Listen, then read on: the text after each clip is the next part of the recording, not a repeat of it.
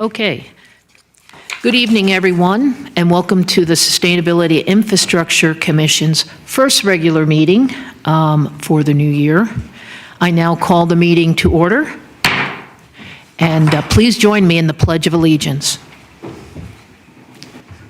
I pledge allegiance to the flag of the United States of America and to the republic for which it stands, one nation, under God, indivisible, with liberty and justice for all.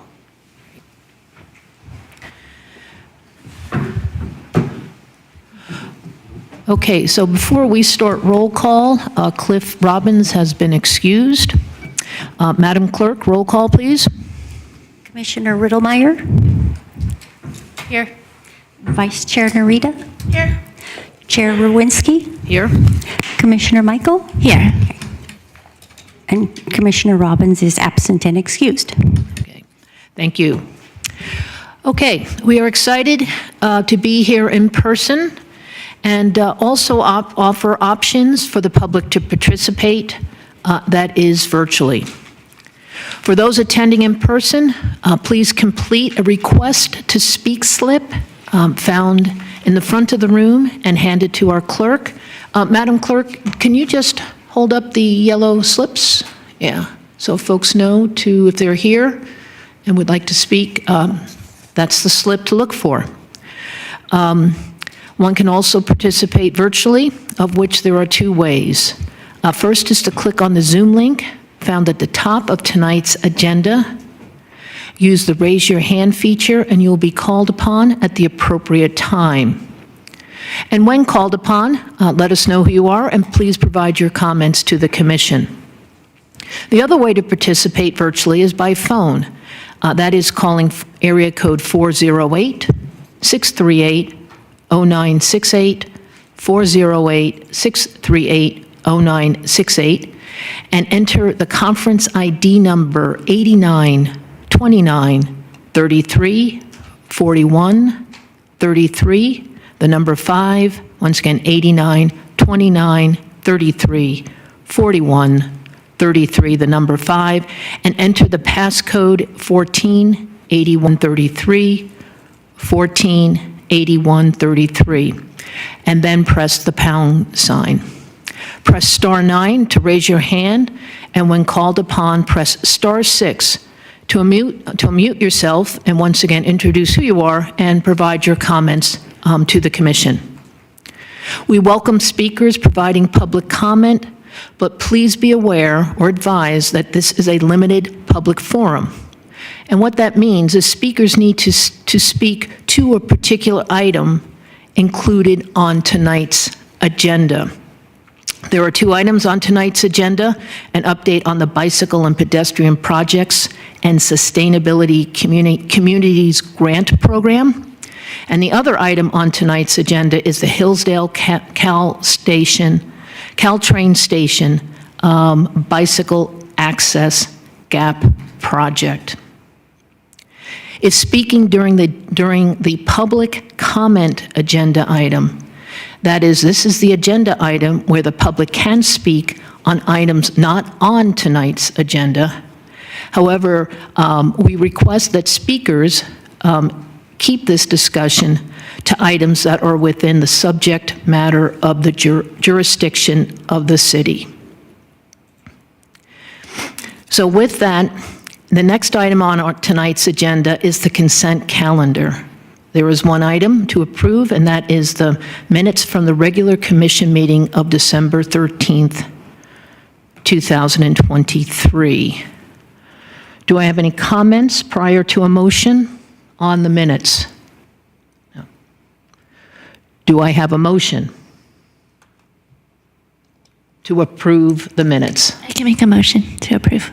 Thank you. Seconded. Okay. Madam Clerk, please do the roll call vote and announce our results. Commissioner Riddlemeyer.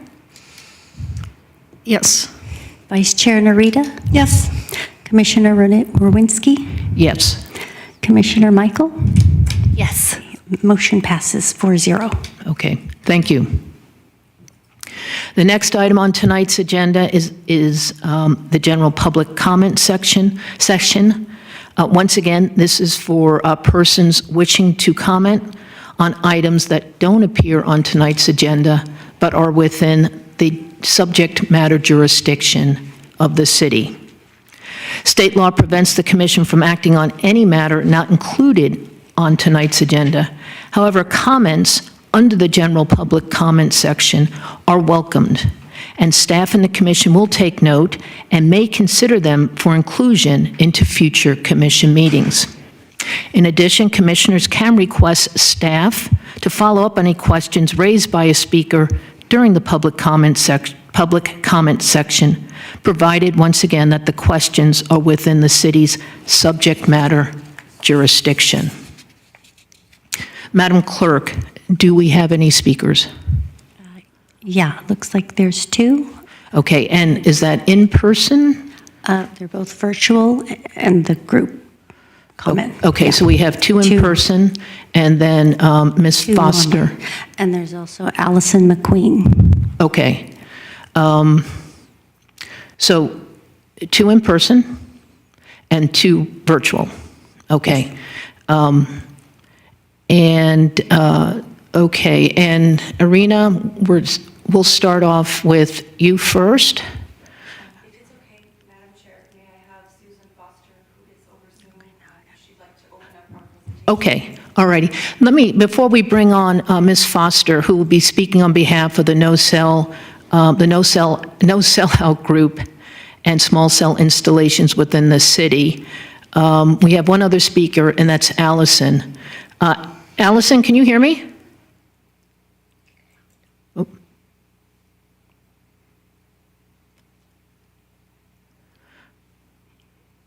Okay. Okay, Allison can hear me. All right, we'll let her speak, even though I think it's probably going to be about the bicycle-related matters. Okay, so you'd like to have Ms. Foster begin. Okay, and I think what the agenda will be is there'll be 3 speakers, roughly each 5 minutes, about. Okay. Ms. Foster? Hold on, we're promoting her to panelist. Okay.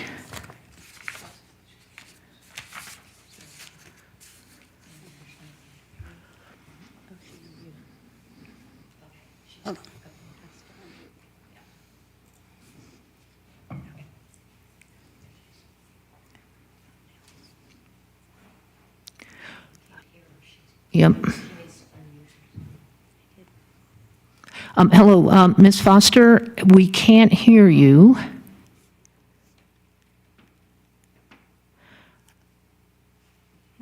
Hello?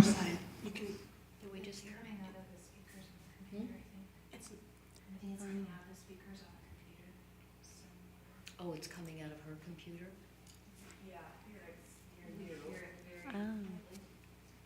Yep. Hold up, Ms. Foster. We've got some technical difficulties here. We'll restart once we get our audio.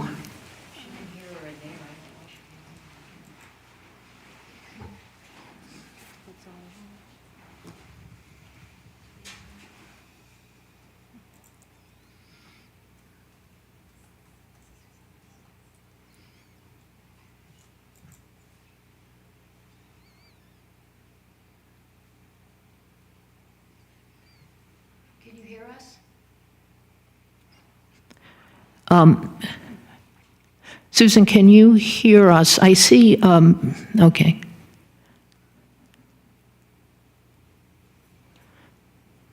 Nope, we can't. Could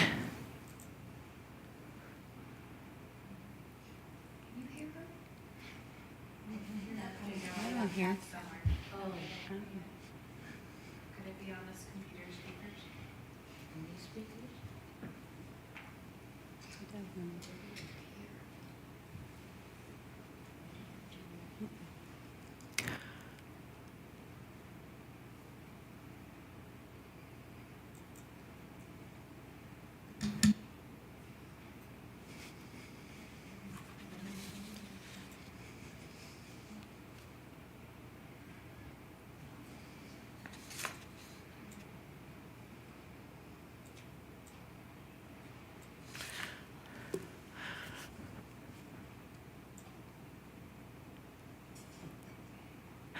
Okay, Susan, you can hear, yeah. Yeah, she. Right. Yeah, well, maybe we just go closed caption. Anyway, Susan, we will be doing, you'll have roughly about 5 minutes, Arena, and then there will be a total of 3 speakers. What if I called Susan and put the phone to the microphone? That could be worked. Okay. All right, everyone, let's take a 5-minute break and sort this out. Oh, hi Susan. What if, yes, I have you here speaker. Do you want me to maybe, I can do your audio? We have another Zoom speaker that we need to get on live. Okay, well, I don't, Give them time to see what they're. yeah, they've got to.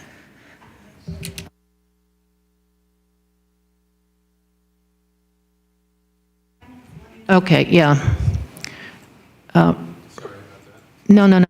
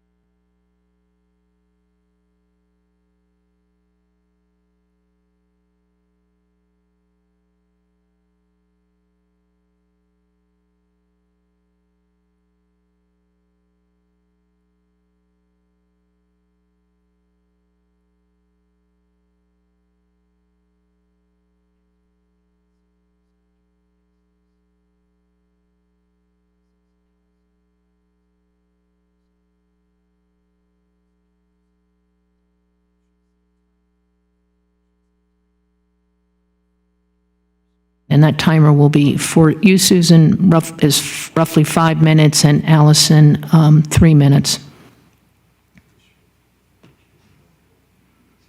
this is meant to use the same speaker that you were just speaking over, correct? This is meant to use the same speaker that you were speaking over, correct? I think unfortunately, if I had to guess, this computer is currently not connected to that speaker. Yeah, this speaker is only giving one option, and it's this option. And I think that means that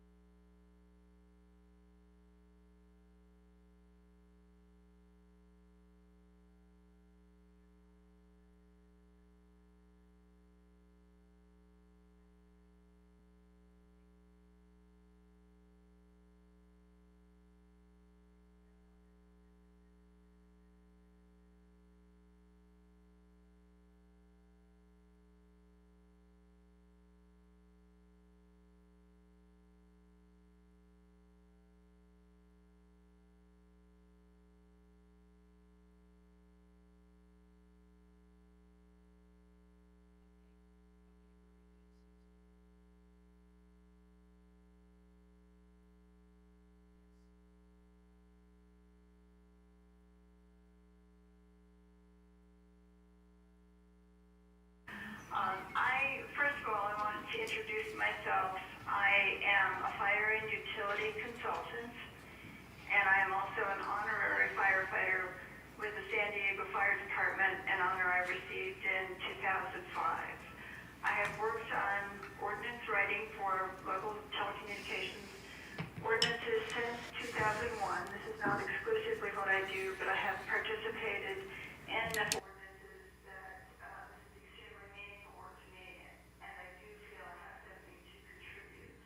The 2001 ordinance in San Diego County went all the way to the U.S. Supreme Court, and we won. That was the first time that any county or city had created a four-tiered order of preference. So the city can decide, and this stands still in California,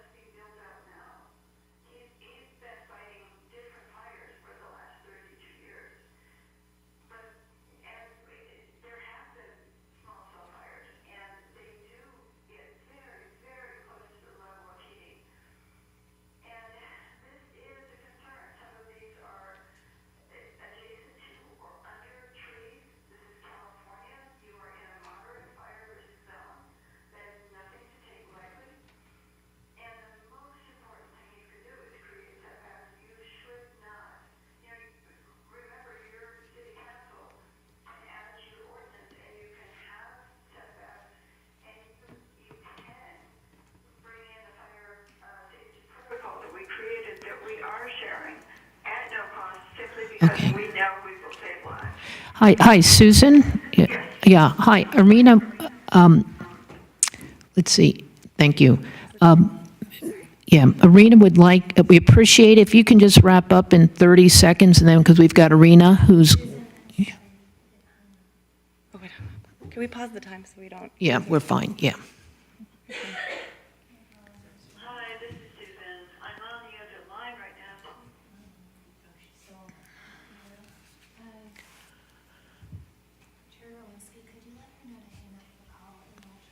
Sure. Susan, we need to call you back. So if you could hang up your call, the phone on your end, and we'll call you. And when we do reach back out to you and we connect, if you could wrap up in 30 seconds or so.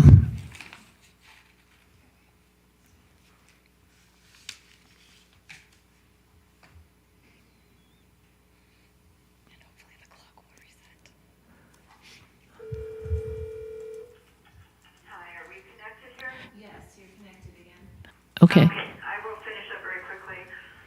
I would say that the most important takeaway from what I heard on December 13th is that I believe Attorney Kramer, but definitely the fire chief, was saying that the fire department will make sure that all applicable, and the word is applicable, fire codes are adhered to. This is the same in Malibu, this is the same throughout California, but what we brought in a fire investigator to look at the engineering designs, and we found flaws in every single small cell that has been built out in Malibu. And so the fire codes in California that are applicable, because not all of them are, telecom has many exemptions, they miss the engineering design, and that's what we do with the fire safety protocol. We require 8 engineering documents that are signed by a telecom engineer, and these documents have to be attached to the application before they can come into Malibu. And I would urge you to look at that very seriously for San Mateo. We have not been sued. None of the cities in which we have done this have been sued. And so that's a very important consideration too. Safety is the cities to regulate. Safety belongs to the county to regulate. You Sure. can make something safer there. So thank you so much. I appreciate Thank you, Susan. the opportunity to talk. Thank you. Okay, Irina, The clock will go back a little for me. yeah, we'll give you 5 minutes. So thank you so much, commissioners, city staff. Happy New Year. I always find it interesting how in emergencies or critical situations, landlines always come to our rescue, even in 2024. So I'd like to provide an update to the commission and staff since we last convened in December. As you may recall, on December 13th, right before our scheduled appeals, 3 permits were abruptly withdrawn by Crown Castle after they heard from our expert telecommunication attorneys, Ariel Strauss and Andrew Campanelli.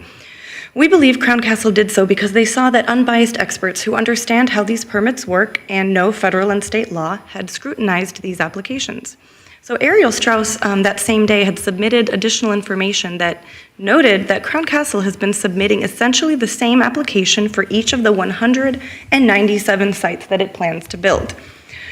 I brought a map here with me today for your visual explanation. Since then, 30 additional applications have been withdrawn by Crown Castle as well. According to our city manager, he found that they were incomplete. We just received some of the details today, and we're still waiting to see what exactly was missing. If Crown Castle had not complied with local code requirements by the date of the appeal, then that should have been a sufficient reason to uphold the appeals and cancel the permits. It should not be an opportunity for Crown Castle to fix things. It seems that the city is unfortunately going out of its way to accommodate and advise Crown Castle and is not respecting due process in this appeal process. We understand that the S&I commissioners are scheduled to receive one-on-one training sessions conducted only by city staff, and that is a real problem because city staff itself is not accurately understanding and presenting all sides of this policy matter. Information and training helps no one. The commissioners deserve fair and balanced training, and therefore must be also trained by the experts that we have provided, experts who understand how these permits work and know federal and state law. As Susan just mentioned, none of the cities that have had these protective ordinances done have been sued. We're not trying to circumvent federal or state law. We just want some protections in place because the situation now is completely out of control. There are roughly 200 permits all over the city, primarily in residential zones, in front of bedrooms, nurseries, playgrounds. 200 locations that will have a significant aesthetic impact and create significant nuisances which will ruin the quiet enjoyment of streets in San Mateo. None of these locations are the least intrusive means to address an evidence-based significant gap in wireless telecommunications service, which is the Ninth Circuit standard to establish if there is even a need for such a wireless telecommunications facility. As Kramer also confirmed last time, once these go up, the height can be extended up to 20 additional feet with more equipment added over the next 10 years. The community is understandably upset about this. Our group gets daily phone calls and texts from mothers, doctors, engineers, teachers, union workers, and retired folks who are demanding that the city take action to protect the residential character and quiet enjoyment of streets in our residential neighborhoods. The top telecommunications attorney in the U.S. has already told you that the current wireless ordinance that we have today has fatal gaps. It's an ill-informed misconception that your hands are tied and that nothing can be done. I also want to note that we found out that, Crown Castle and the city apparently meet, I believe, weekly. It almost sounds like a paid consulting service that the city staff provides to Crown Castle. Essentially, every applicant is guided and pre-approved by city staff. So that is definitely a little problematic to us. I don't feel that, we're being included in these discussions. And clearly, since at least 30 plus applications, after our attorney took a look at them and said that they're completely misleading and has missing information, Crown Castle did withdraw them. Had we had the chance to appeal them, we would have won the appeal. So Kramer has also pointed out that the small cell rollout is for wireless broadband, not for wireless phone calls. This is a very important point that I'm trying to make sure that everybody understands. Effective prohibition and federal preemption do not apply to these small cells. The community already has wired broadband internet access to their homes. San Mateo is not a rural area. It is the city's duty to provide the least intrusive means to remedying a proven significant gap in personal telecommunications coverage, which means an inability to place a wireless phone call. No such significant gaps has been established by the applicants.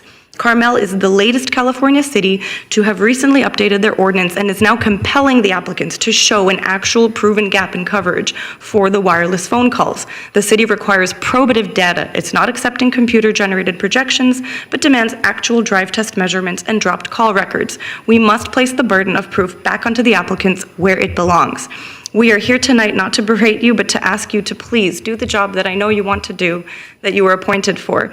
The community is depending on you. I learned today of a resident in Hillsdale who was fighting to get one of these towers out, 50 feet from his from his kitchen, and his wife now has brain cancer.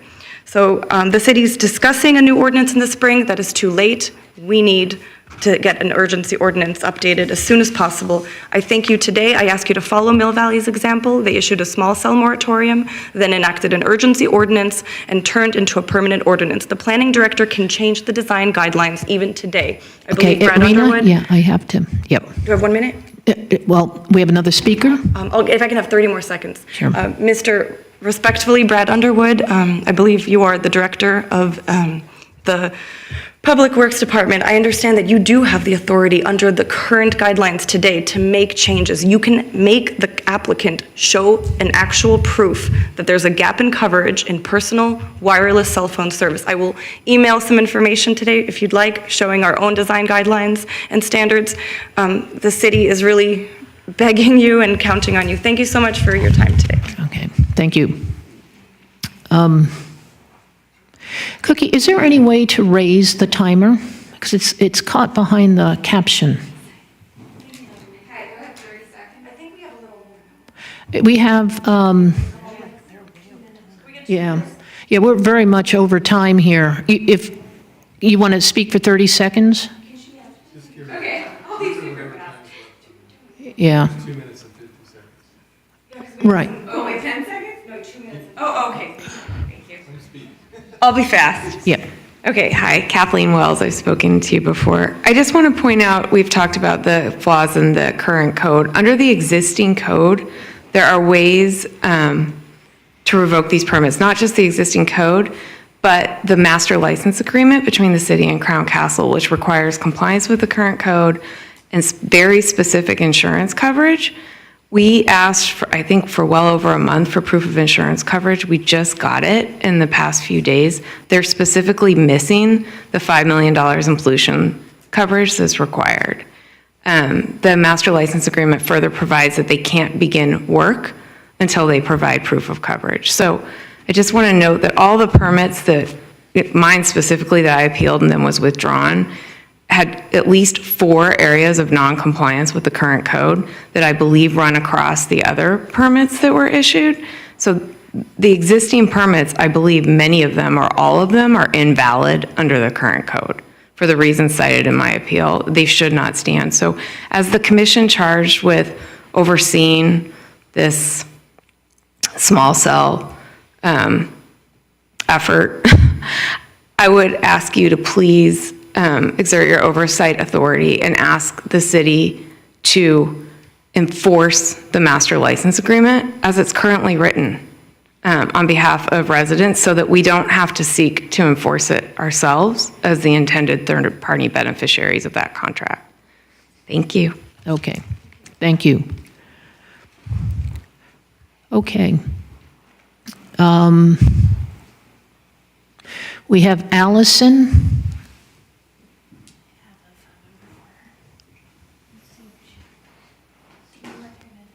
Okay, Allison, if you can hear me, Sue Ellen's going to give you a call right now. We're going to put you on a speakerphone here in the chambers. Now, question, Allison, if you're going to be speaking about bicycles, we have 2 agenda items related to bicycles and pedestrian. Would you prefer to speak during them? Oh. All right.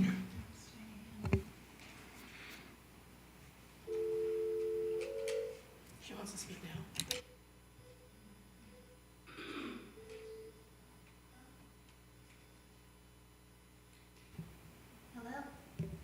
Hello, this is Allison. Hi, Allison, you're on speaker in the council chambers. Hi, thank you. Sure. Allison, hi. Allison, hi. Before you begin, are we getting an echo? Yeah. I don't have a speaker. I don't have a speaker. Allison, we will, in today's meeting, we have 2 bicycle-related agenda items. Would you not prefer to speak during those 2 items? Because this section's referred for items that are not on the agenda. Okay. I mean, I've been on the line for 45 minutes. What would you prefer to do, to speak now, or? I would love if the commissioners don't mind to speak now. Okay. Thank you. All righty, go ahead. You have 3 minutes. Thank you. Okay. Good evening, Commissioners. My name is Allison Maxine, and I'm a Hillsdale resident.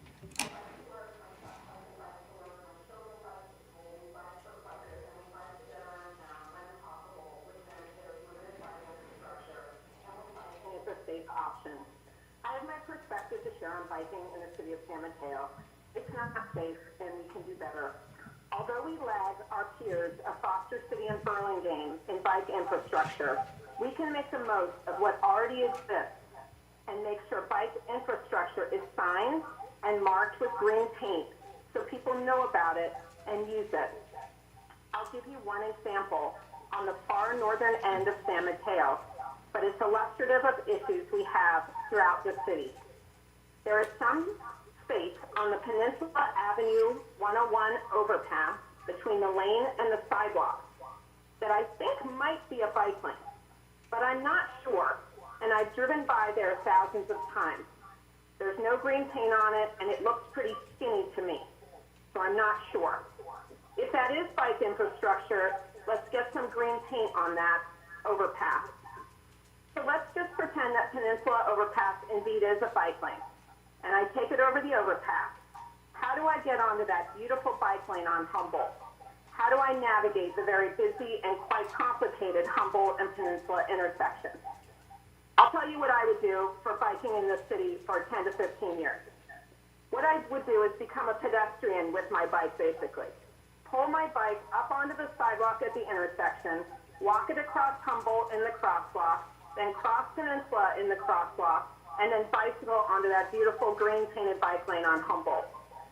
So I think we just have to get out the green paint on existing bicycle infrastructure and think about navigating intersections as we connect from one road to another. I have one additional thought for the Commission's consideration. I'd love to see the City of San Mateo promote improvements to or new bicycle and pedestrian projects to neighborhoods and our community at large. It's an opportunity for residents to make a change in their habits and start to bike or walk more. I'll give you an example. We have an overpass that links North Shoreview with North Central, but unless you live right near it, how would you know about it? Biking in San Mateo should not be a choose-your-own adventure as it currently exists today. People should be able to plot a safe route from point A to point B with knowledge of the bike and pedestrian infrastructure in their neighborhood and surrounding area. Thank you for listening. Thank you, Allison. Okay. Thank you, Allison. We were able to hear everything you said and appreciate you staying on time. Okay, is there any more speakers virtually in person before we wrap up? No, no one. Okay, great. Arena, thank you. Catherine, thank you. Appreciate it, and useful information as always. Okay, everyone. All right, good night. And thank you, Susan Foster, if you're still on. Okay, seeing no further hands raised for speakers, we will conclude the general public comment section and move to the next item on our agenda. It's under what's called old business, and specifically it is an update on the bicycle and pedestrian projects and Sustainability Communities Grant Program. This agenda item will require a commission motion. We'll begin this section with a presentation from Sue Ellen Atkinson, the city's principal transportation planner, and Nikki Chan, associate transportation planner, followed by questions from the commission to Sue Ellen and Nikki. Once we have finished our questions, I will then reach out to the public for comments from them. And once we have gotten all comments from the public, we will bring this discussion back to the commission for any final questions before the motion. The motion is as follows: does the commission approve the chair to sign the January 10th letter to the California Department of Transportation that is found in our meeting, in the meeting agenda? This letter is to accompany the city's grant application that Sue Ellen and Nikki will be discussing tonight. So on that, Sue Ellen and Nikki, please.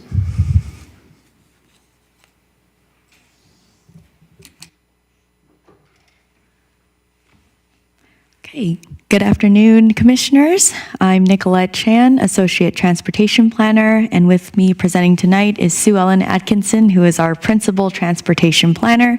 And tonight we'll be giving an update on our plans and projects that we work on that include bicycle and pedestrian improvements. An overview of our presentation tonight, we'll begin with infrastructure projects, then move on to planning projects, and end with a grant update. And at the end, we will be requesting the chair to sign a letter of support for a grant application that we are submitting soon. Infrastructure projects. The first project we have here is the Delaware Street Safe Routes to School corridor, where we are designing and constructing a Class 4 separated bike lane and a Class 3 bicycle boulevard on Delaware Street between 19th Avenue to Pacific Boulevard, and this is a grant-funded project. We just awarded the contract for consultant services last month, and we'll be kicking off the project very shortly. the 28th Avenue Gap Closure Project. For this project, we are designing and conducting an environmental review for implementing a bike facility on 28th Avenue between Edison Street and Kine Street, and there are also pedestrian improvements included in this project as well. As you can see on the graphic on the right-hand side of the slide, we are striving to implement the bike facilities proposed in our adopted 2020 Bicycle Master Plan, which include a Class 4 separated bike lane between Edison and El Camino Real, and also a Class 2 bike lane between Delaware and Kine Street. So far, we have developed 3 design alternatives for the bike facility and have held a community meeting back in November at the Hillsdale Branch Library to get feedback from the community on those alternatives, and we'll be presenting the project and the alternative to the commission tonight after this item. Smooth Streets program is where we integrate bicycle and pedestrian improvements with our pavement projects where it's feasible. And here we have 2 planned and done. So phase 3 is where we have completed our pavement project already and completed implementation of the Class 3 Bike Boulevard on Sunnybrae Boulevard from Delaware Street to South Amphlett Boulevard, and also there's traffic calming elements and pedestrian improvements here as well. And then as part of a separate project, we're going to be restriping the Folkestone Avenue and Sunnybrae Boulevard intersection. But before we do those striping changes, we will be conducting outreach with the neighborhood first. And then there's phase 5B. We have 2 bike facilities that we'll be implementing as part of that project. The first one is on South Grant Street from Concar Drive to 16th Avenue, where we'll be constructing a Class 3 bike boulevard in addition to traffic calming improvements. And then the second one is on Norfolk Street on 2 segments. We already have an existing Class 2 bike lane here, so as part of the paving project, we'll be upgrading those bike lanes to make sure that there's delineation on the left and right side of the bike lanes to separate from the driving lane and then the parking lane. And then we'll also be upgrading the pavement markings to make sure they have the green background for visibility. And this project is currently in design. 4th and 5th Railroad Crossing Improvement.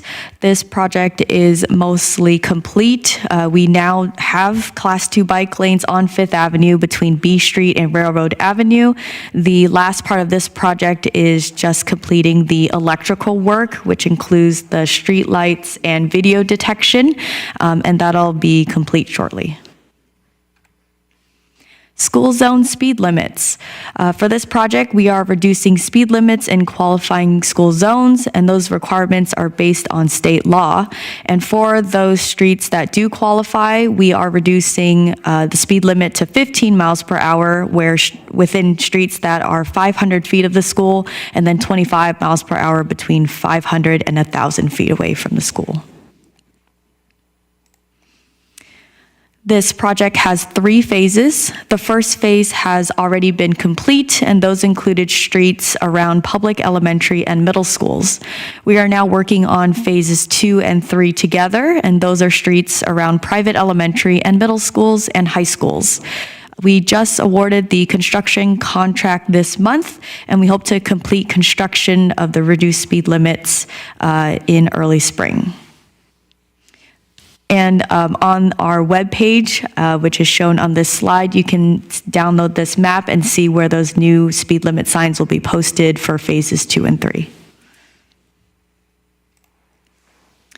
19th Avenue Fashion Island Class 4 Bikeway. We are working with the San Mateo County Transportation Authority and Samtrans on this project, and we will be designing and constructing a Class 4 separated bike lane with smart corridor elements, which include benches with USB charging and Wi-Fi. The project team is identifying conceptual design alternatives and will present the project to the Commission and Council in the next few months. Hillsdale Boulevard traffic signal design. For this project, we are assessing and designing the traffic signal at the intersection of Hillsdale Boulevard and Alameda de las Pulgas, and we'll also be conducting a corridor analysis that will include the bike movements for existing and future bike facilities that connect to this corridor, as well as future pedestrian projects in the area.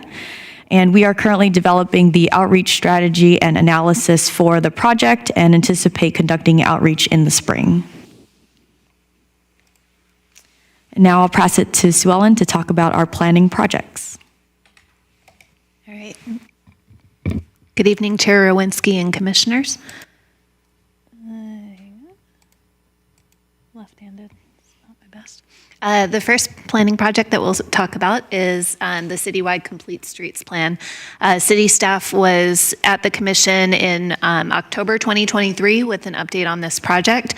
This is a comprehensive multimodal plan for the entirety of the city of San Mateo, looking at how to re-envision our existing roadways to make them safe and accessible for all modes in support of the upcoming General Plan 2040. Currently, as mentioned, we're here in the fall. We've done quite a bit of work since then, including completing phase 2 of community engagement. As part of that effort, we held several focus groups throughout the city, including with student families at a few of our elementary schools, at Baywood and at Sunnybury Elementary School. We held a focus group with students at Hillsdale High School, and then met with neighborhood residents in the Shoreview, Parkside, and North Shoreview neighborhoods for a small neighborhood focus group as well. So here we have a few photos of those engagement events. We had really good participation. It was great to be able to meet with families and students and other residents and really talk about the different issues throughout the city. So next steps for this plan include finalizing the high needs corridors that we spoke about in the fall with the commission, developing the draft plan and the accompanying design standards manual, and then implementing the phase 3 outreach strategy, which will be focused on the draft plan. That phase 3 outreach, which is the final phase of outreach, as we round the finish line on this project, is expected in early 2024. And what we're looking at in terms of phase 3 is holding workshops in various locations in the city to reach out to each district so that we are engaging with all of the districts throughout the city. Next up is the Complete Streets North Central Plan. So this is a focused transportation planning document for the North Central neighborhood. And this plan really focuses on understanding the lived experience in the North Central neighborhood and understanding the transportation needs and goals of the neighborhood. So to date, we've completed phase 1 of engagement, which included developing a lived experience group, which is comprised of a handful of individuals from the North Central neighborhood who are more engaged with the project team and providing more direct feedback, and also assisting the project team in setting up engagement events in the community. Our second meeting with the Lived Experience Group is going to be later this month, and we anticipate presenting this project to City Council in early 2024 for an introductory informational item. So as part of phase 1 with our lived experience group members, we really focused on events that engaged with the networks that they've already established in the communities. So this really broke down into some pop-up events and also focus group sort of events. So the pop-up events included a food distribution event, and also a hot chocolate and chat at the school bus stop in North Central. And then as part of the focus groups, we had some what we were calling house parties with North Central residents at one of the lived experience group members' homes, and also presented to the Home Association of North Central San Mateo and their members as well.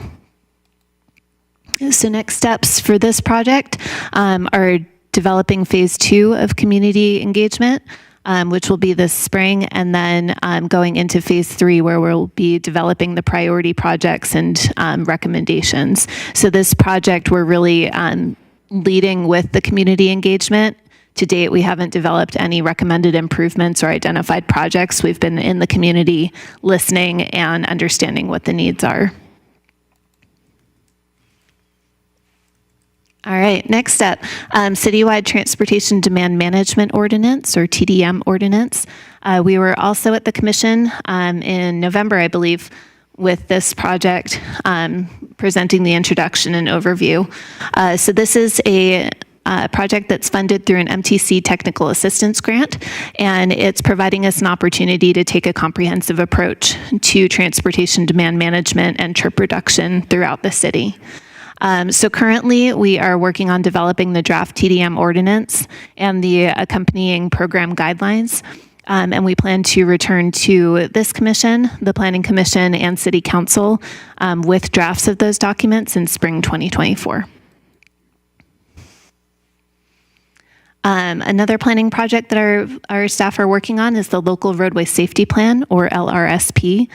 So this is a plan that's focused on identifying collision patterns in the city and recommending prioritized safety improvements at specific locations where there have been patterns of collisions and severe injury and fatality issues. This is a requirement to maintain eligibility for future Caltrans funding. So currently, the draft plan is with staff being reviewed, and we anticipate that the plan will be brought to the commission next month for review and comment. All right, grant updates next. So the first grant update is for the Transportation Development Act, or TDA, Article 3, Bike and Pedestrian Program. So this is a grant program that's offered through City and County Association of Governments, or CCAG. Staff submitted a grant application to the current call for projects under this program for a few projects that were identified in the recently completed Transit-Oriented Development Pedestrian Access Plan, which also was funded under this grant program. So we funded the plan effort, and now we're hoping to fund implementation of some of those programs. So what we're looking at funding through this call for projects is access to the downtown Caltrain station from the north, which is currently lacking. So we've combined a few projects into this grant request to design a station entrance on the northeast side of the San Mateo Caltrain station to provide that access from the north, including North Downtown and North Central, and then improving pedestrian access to transit connecting to that new entrance. The second grant program that staff are currently preparing applications for is the Caltrans Sustainable Transportation Planning Grant Program. That grant program has a few different buckets of money, for lack of a better word. One is the Sustainable Communities Grant, which is currently funding our Complete Streets Plan and funds larger transportation planning efforts in jurisdictions. For the Sustainable Communities Grant, in this cycle, we're requesting funds to update the Downtown Area Plan, which was last updated in 2009. To develop a new downtown San Mateo area plan. And that plan will take the land use recommendations from the General Plan 2040 update and implement a plan in the downtown area for land use, housing, and transportation. So that will take a look at the existing circulation system and make recommendations for how to update the circulation system and how to implement circulation in a way that complements the land uses that are planned for the downtown. There are very robust initiatives contained in the draft general plan as focused on downtown in terms of being a vibrant center of the community. And this updated downtown area plan will align with the General Plan 2040 to enable us to implement that vision going into the future. So the staff recommendation for tonight's item is tied to this grant application to request consideration for the chair to sign a letter of support for staff to pursue this grant application on behalf of the commission. A second program under this grant program is the Climate Adaptation Planning Grant, and that's a source of funding that is available for transportation-related climate actions to develop climate adaptation plans, for example, which is what the city staff are looking to apply for the funding for under this program. So city staff are developing a second grant application under this program to develop a climate adaptation plan to assess the specific climate threats related to sea level rise in the city and to ultimately update the city's stormwater master plan. So again, the action requested from the Commission this evening is to approve a letter of support to the California Department of Transportation for the Sustainable Communities Grant Program fiscal year 24-25 grant application, and to authorize the chair to sign the letter on behalf of the Commission. And with that, that concludes the staff presentation, and Nikki and I are available for questions. Okay, great. Okay, thank you, Sue Ellen. We'll start with a round of questions, and I'll start with Commissioner Segal. Michael. Problem. That's a lot of work. Great job. That's a lot of projects to take in, and it's exciting to see the progress moving forward now that this is my second round getting to hear all these projects. I just had a very minor question I was curious about. For the speed project, you mentioned a construction contract, but there's no real construction in those speed reduction. It's just a signage, or is there actual construction? There is some real construction of putting the signs up, and then I believe they're upgrading crosswalks as well as part of that project. Okay, thank you. That's it. Commissioner Riddlemeyer. Thank you for all of that information. That's a lot of projects. I do have some questions about, especially around schools. I know that you've done a lot of outreach to schools, and you listed some of the schools where you've had focus groups. But there are other schools that were not, I don't know if they weren't invited, or, I know that, there's only so many meetings you can have, but especially like, for instance, Baywood, there's a high school right next to it, and there's a middle school down the street. And both the middle school and the high school have had pedestrians and or bicycling students hit by cars in the last 2 years. And some very recently. Burrell Middle School had a student hit crossing the street, and Aragon had a bicyclist hit earlier this school year, and that was not nearly the first. So I'm just wondering, why was Baywood selected instead of the other two schools? With regard to the Complete Streets Plan, we identified schools to coordinate with to set up focus groups just based on geography and trying to have representation from different areas of the city. So in terms of why Baywood was selected and not Burrell or Aragon, Baywood has a very active parent-teacher organization, and so we were able to go to their meeting and speak with the families there. So it was trying to get geographic representation, and it was also where there was an established group having a meeting. Those are more effective at getting feedback rather than the city setting up their own meeting at a school, for example.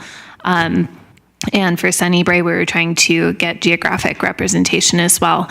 But that is just the work done with the schools for the Complete Streets Plan. We also have our Safe Routes to School coordinator who is liaising with all of the schools throughout the city.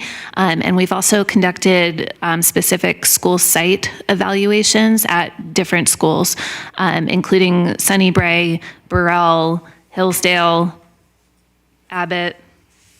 I'm missing some, but those are just this school year. So she's been reaching out to the administration and to the school district staff in order to set up those school site evaluations. So I just want to make sure it's clear that we're not solely reaching out to those schools. That's just the schools that were part of a focus group for one effort.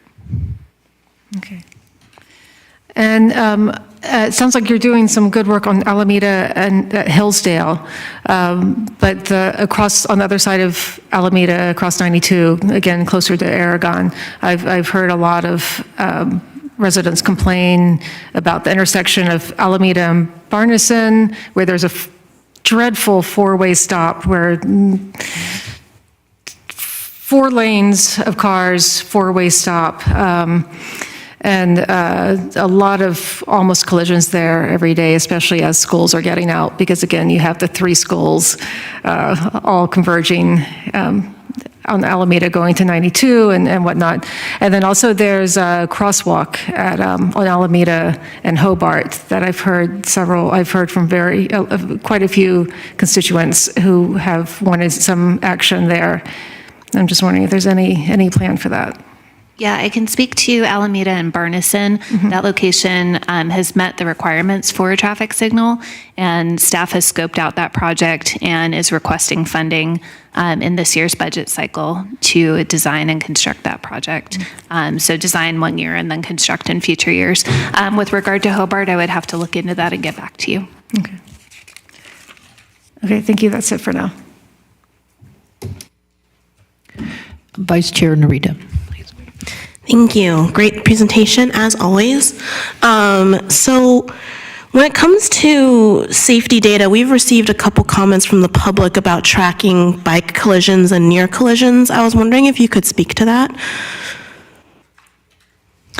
We're currently able to track collisions that are reported, so either through police or that are reported to various systems like Switters that track collision data. With regard to near misses, sometimes it's information that's told to us, but currently we don't have access to software programming or video surveillance for near misses. Is there a way to potentially plan in future years city budgets, or for instance, to somehow create a portal for residents to report near misses or something like that, to be able to collect that kind of data? We've been hearing this theme now for about a year.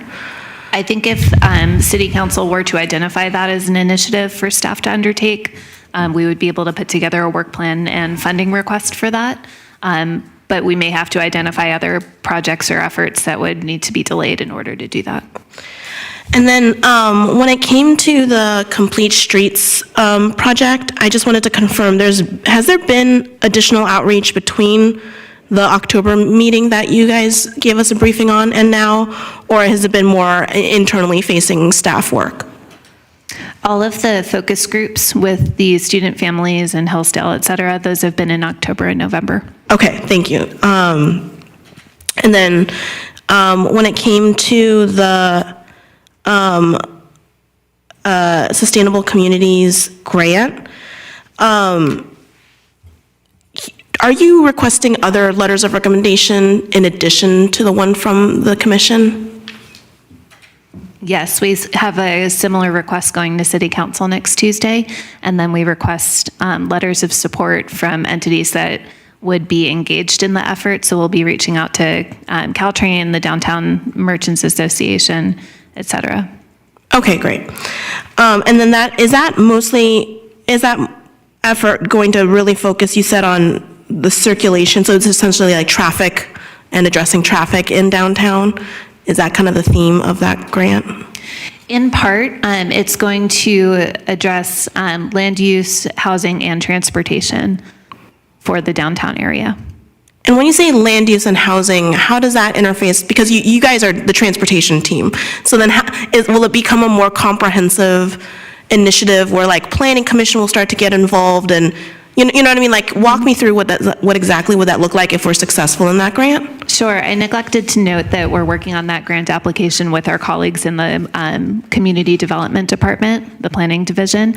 So that would be a joint effort between individuals in the Planning Division and in Public Works, because it is a joint land use and transportation plan. We had applied for funding under this grant previously for just a downtown circulation study. With the general plan being slated for adoption this year, we have the opportunity to expand on the downtown circulation plan to look at land use and housing and have one plan that addresses all of those and really integrates three very crucial factors in developing a downtown so that we can develop the downtown in the future into what's been envisioned in the general plan. Okay, great. And then, assuming we're successful in that, like, what are the kinds of projects that would then come to back to this commission? That would depend on what's identified in the plan. We do have outstanding gaps in the bicycle network as it relates to the downtown, and so that plan would be instrumental in determining how to reestablish bicycle network connectivity in the downtown. So when bike projects or pedestrian-related projects were identified, those would likely come through the commission. We are currently drafting that grant application, but we are proposing to go to both commissions with updates throughout the process of developing the plan. Okay, great. And then on the climate adaptation planning grant, is that like a exclusively transportation-oriented adaptation plan as transportation is affected by sea level rise and climate change, or is it beyond just the beyond transportation initiatives? It's inclusive of the result or implications of sea level rise on our transportation network, but it does go beyond as well. And are there any other climate adaptation issues that affect our transportation network in addition to sea level rise?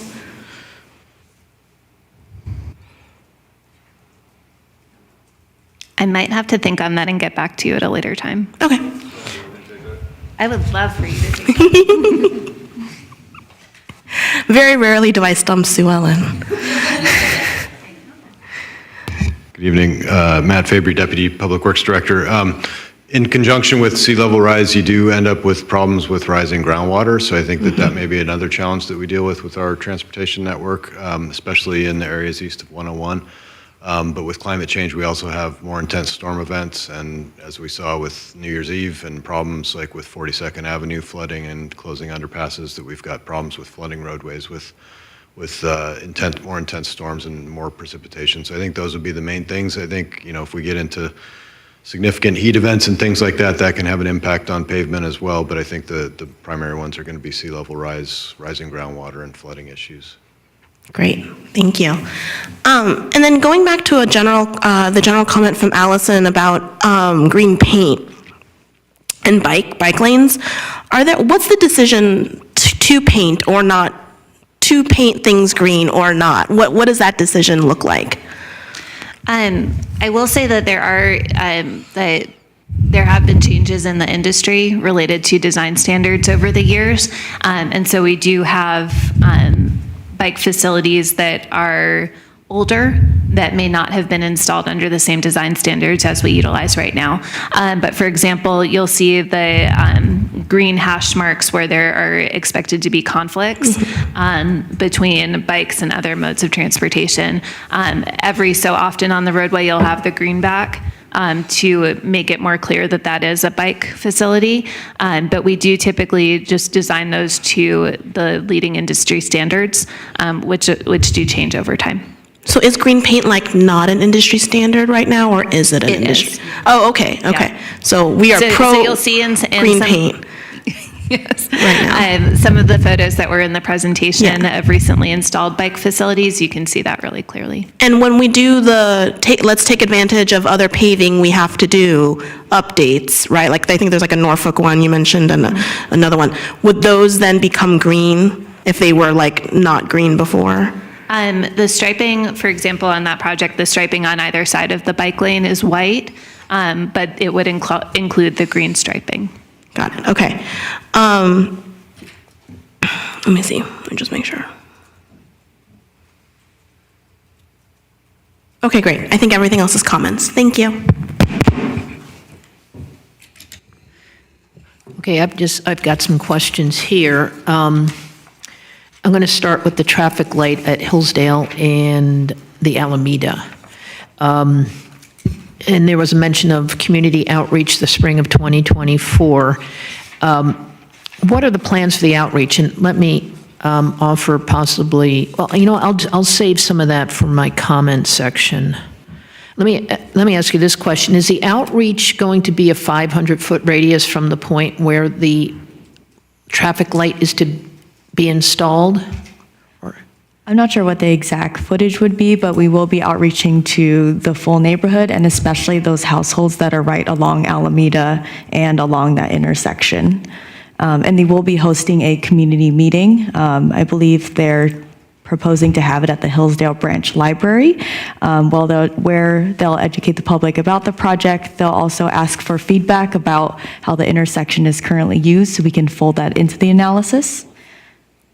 Okay, yeah, and I mentioned 500 feet. That is the standard distance used, for example, for small cell installation notifications and other, I'll say, public works related projects. And this is a public works, though not as extensive, but that's the standard. In my comment section, I'll provide some other outreach ideas for that part of the neighborhood.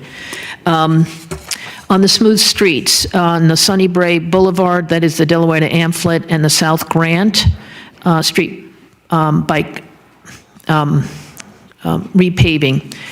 I saw in the notes that that will be the creation of dedicated bike lanes. Is that correct?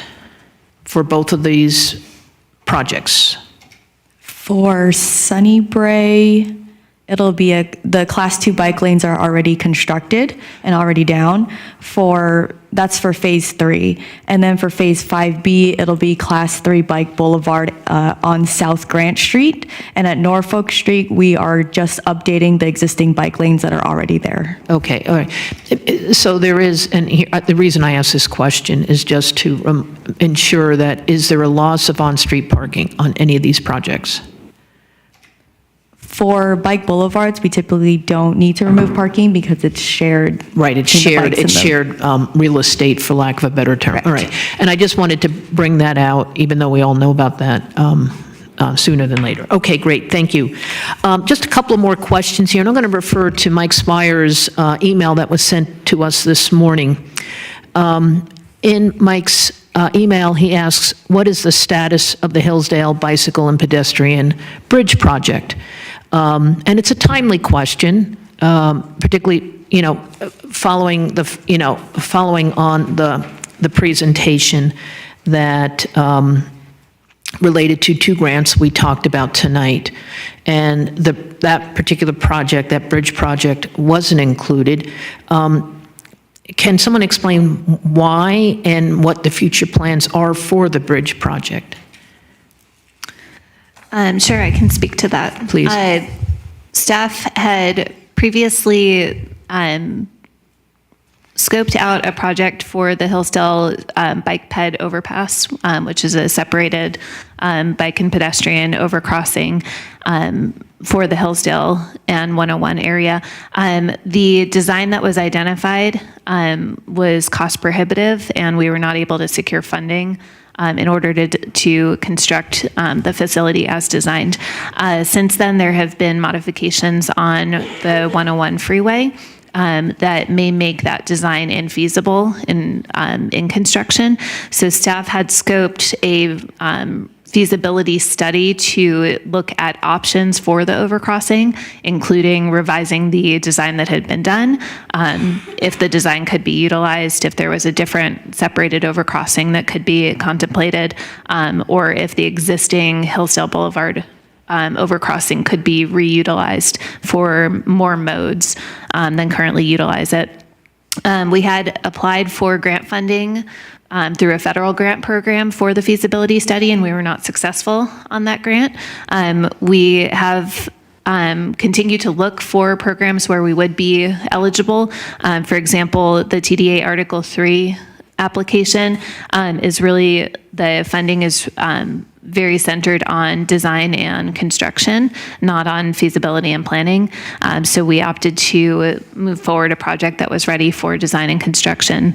But there is a federal grant program that the Hillsdale feasibility study may qualify for. So we do have a discussion set up with the grant program team to to determine if it is feasible to go for that.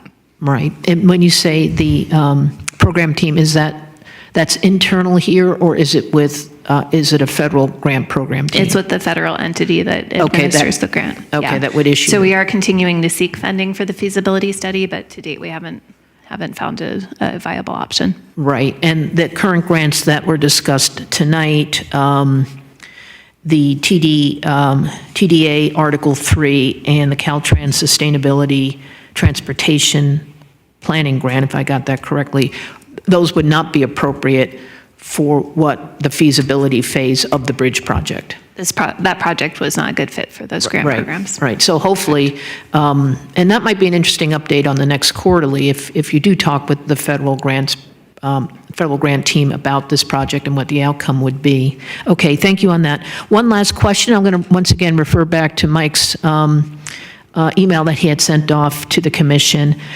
this morning regarding the 28th Avenue Gap Closure Project that you nicely reviewed for us tonight. In Mike's email, he mentions crossing the El Camino Real. Westbound is dangerous as cyclists don't have dedicated or protected space and must merge with auto traffic. Can someone respond to that? Yeah, so the 28th Avenue Hillsdale Gap Closure Project does include the El Camino Real intersection, so we are looking at making improvements there for both bicyclists and pedestrians. So you'll see or hear more about that in the next item. Okay, great. Alrighty, good. And hopefully that addresses Mike's concern and also other cyclists and pedestrians as well. And then one last Mike also brings up around Nuevo School and Bay Meadows Park needs speed control. This area has has lots of kids, including youth playing in Little League. Can anyone speak to Mike's request or question regarding speed control on these two pieces of property, around these two pieces of property? The areas, let's see, east of Kine Street, which is right where Nueva and kind of the Bay Meadows neighborhood is, that is outside the project scope, but we have noted that down and we'll keep that in mind for future projects in the pipeline. Okay, so it's out of the current project scope that was discussed. All right, sure, Sue Ellen, please. And if I may add on to that, if there are concerns about traffic calming in that area, residents are welcome to contact the Public Works Department to request that we look at those options. Right. And if they were to contact the Public Works, would it be Nikki and yourself? Who would you? It could be either of us. Our contact information is on the agenda report or the main Public Works email address, which is publicworks@cityofsanmateo.org. Right. And then just have it addressed to either Sue Ellen Atkinson and Nikki Chan. Okay, great. Thank you. Appreciate it. This will wrap up our first round of questions. Madam Chair, Madam Clerk, any speakers? No. No one phone, remote? We have no one here in person. Okay. Does anyone have any final questions before we go to motion? Well, comments. Oh, is there? Do we have a speaker? Mike Swire. Oh, Mike's on, okay.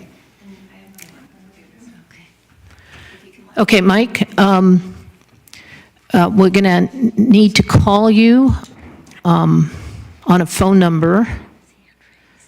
So once we get you online, then we'll give you you'll have 3 minutes.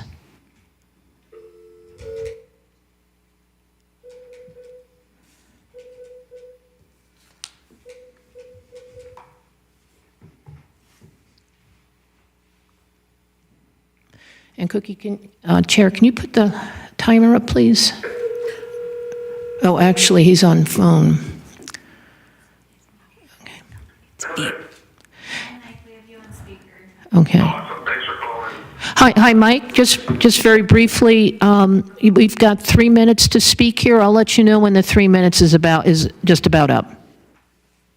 Okay, go right ahead. There's no feedback, but thanks for all the hard work, Sue Ellen and Nikki and team. ahead, and thanks to Chair Owinski for addressing a lot of my questions. I think that really helped. Let me just go over one or two things that I want a little more clarity on, if possible. On the first thing with the bike and pedestrian bridge, I understand what you said, Sue Ellen.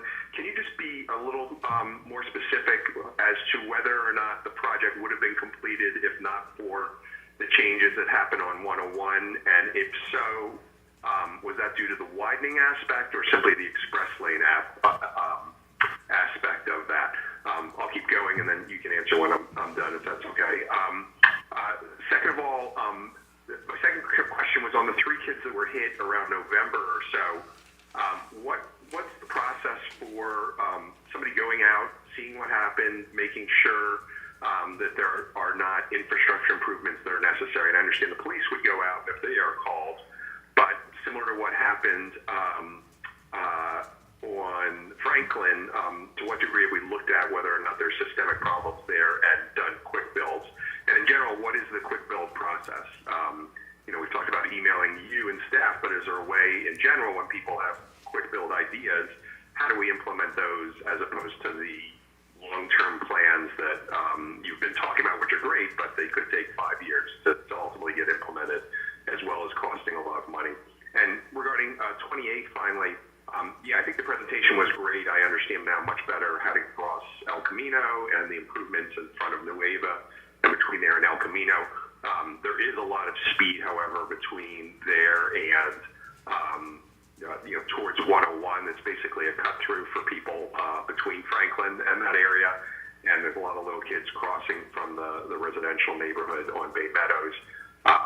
So I would say some speed bumps or chicanes. I don't know what the solution is, but something to traffic calm, especially given that we're making this a major bike thoroughfare all the way over. And then a couple more speed humps potentially on the west side of El Camino, just because they're a little sparse, but they do a decent job.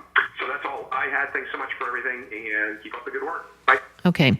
All righty. Thank you, Mike. So Mike's asked some questions here. We're now, and is Mike the only speaker? Do we have any more speakers? No more. Okay.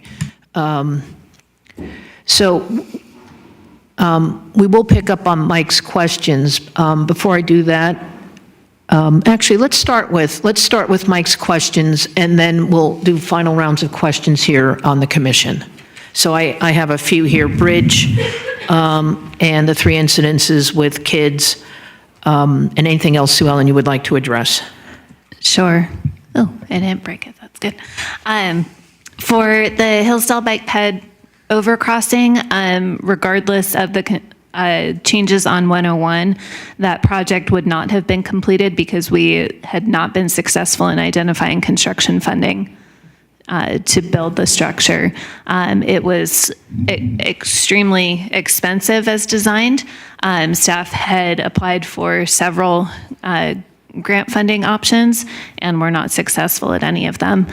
So until there were to be construction funding for that option, we would not have been able to complete that project. With regard to the students and recent collisions, the process following an incident is that the San Mateo Police Department conducts their investigation into what the specific circumstances were that led to an incident, and shares information related to any engineering improvements or any causes that they see related to an incident with our traffic engineering team and our team. And then the traffic engineering team and planning team can identify any improvements that may be feasible at that location, or any next steps to take. For example, we've reached out to the principal at North Shoreview Montessori to schedule a school site evaluation and circulation evaluation. And I believe that that's going to be scheduled for later this month. So we'll be able to observe the drop-off and potentially pick up circulation patterns and identify safety improvements if necessary. Okay. Anything else on Mike's questions before I bring it back to the commission? I don't think so at this time. Okay. All righty. Okay, thank you, and thank you, Mike, if you're still on. Final questions from commissioners, comments? We'll do a round of final questions. Any final questions? Final questions? Nope.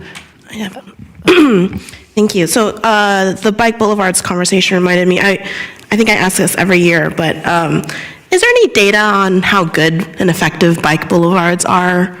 Like in terms of making bicyclists feel confident, safety data, like are there less collisions with the bike signage or actually are there more? Just like just generally in the nation kind of data and understanding there. I think that you'll find that data shows that the more separation that there is between a bicyclist and other modes of transportation, the safer they feel. And, in terms of local data analysis or analysis specific to bike boulevards, I'm not familiar with any offhand. But bike boulevards don't separate, like, at all. Correct. Oh. The intention for a bike boulevard is to reduce vehicle speeds and create a space where vehicles and bikes in a lower volume roadway can share space. We know that greater separation leads to a more safe bike facility, safe and comfortable bike facility. That's not feasible on all of our roadways. For lower volume roadways, we can implement a bike boulevard and create a space where motorists and bicyclists know that they are sharing that space. But with specific regard to data research analysis, I don't have that offhand. So, okay, then, because my question is like, no signage, no nothing on the roads versus like welcoming of a bike boulevard, and we don't know that I don't have any information offhand. And then, is it green paint now for the bike boulevards? Is that like standard practice, or is it still just like white? I believe our recent implementations have been white paint and green signs. Okay, thanks. Okay, please. Yep.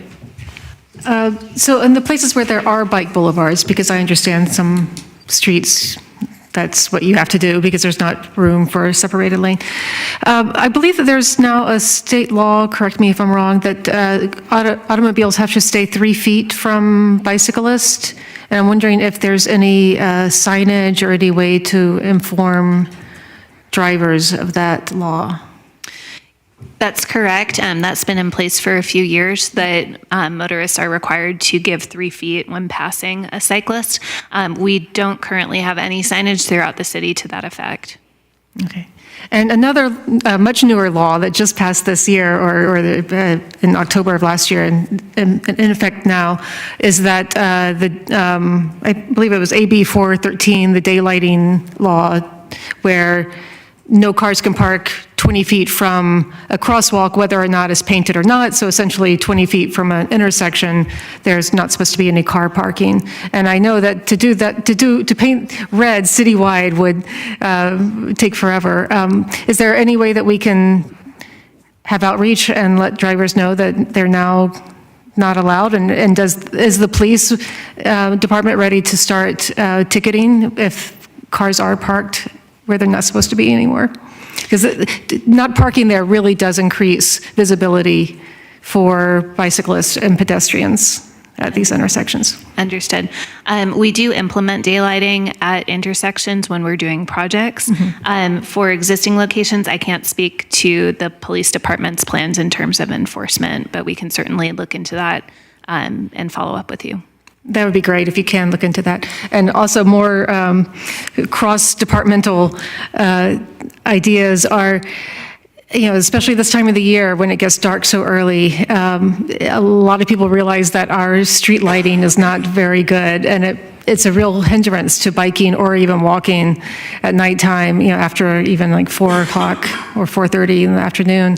So I'm wondering, is there any way that you could work with other departments in the city to try to figure out where street lighting improvements would really help improve pedestrian and bicyclist safety as well? While we're excellent at working interdepartmentally, we are lucky that street lighting is in Public Works Department.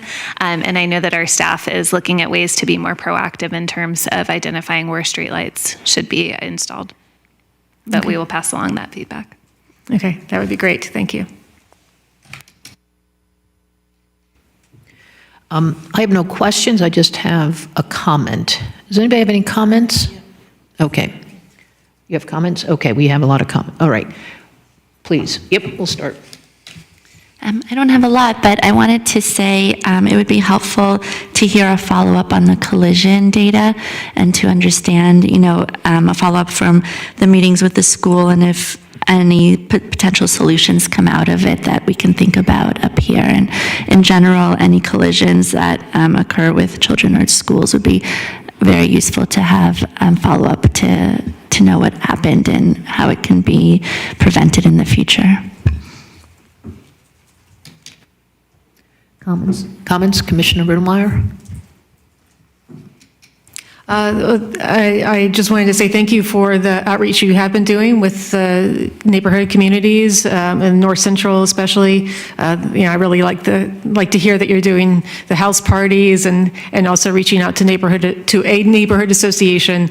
Our neighborhood associations in the city are a very great resource, I think, for outreach. So I'm glad to hear that you're using that.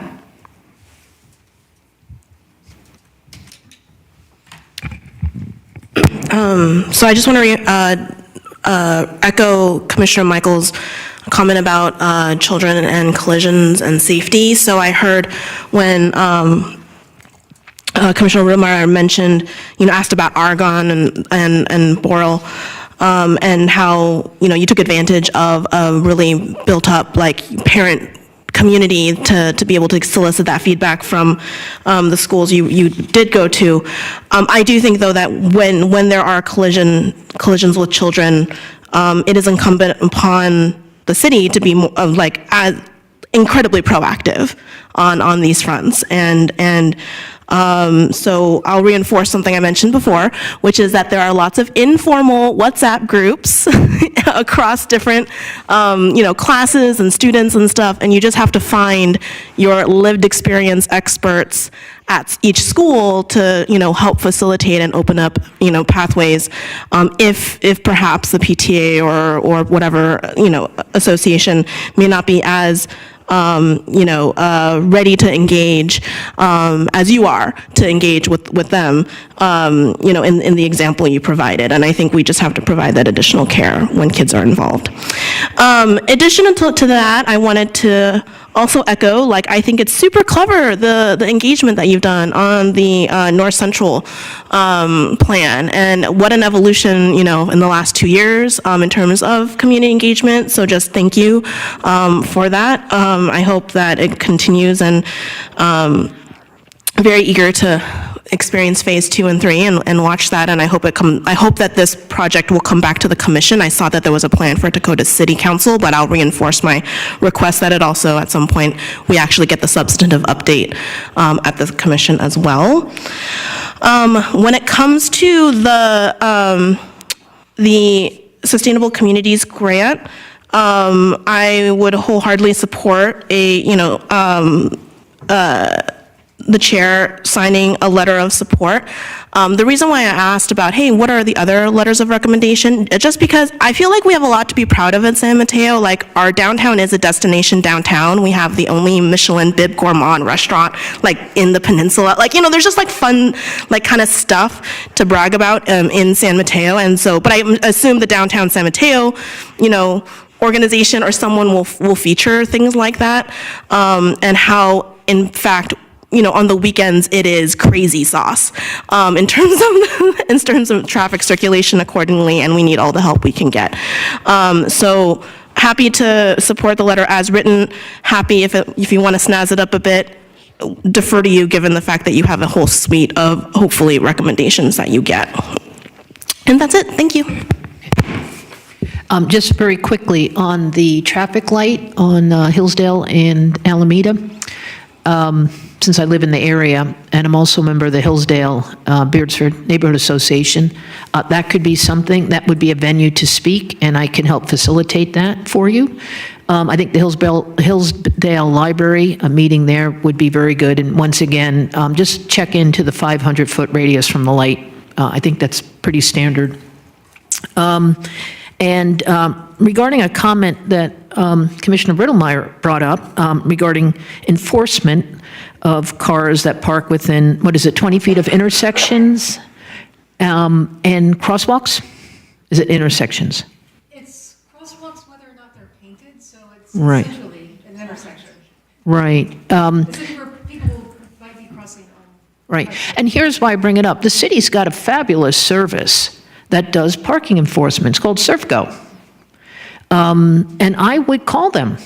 They are in charge of enforcing items like this. It helps if they're painted, but if they're not, I guess it can be enforced prior to painting. I don't know that. But they are very, very effective. I have found them, yeah. They only work not 8 to 5 or something? No. I would call them and get their hours, call the police and get the hours, but they are very effective. We use them in our neighborhood a lot. Okay, and I just wanted to mention that.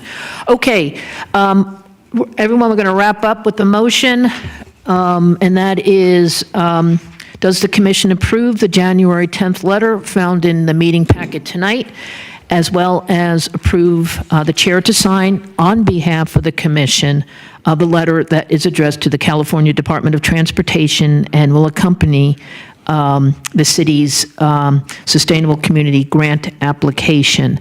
Do I have a motion? Move. Okay, second? Sure, I'll second. Okay. Madam Clerk?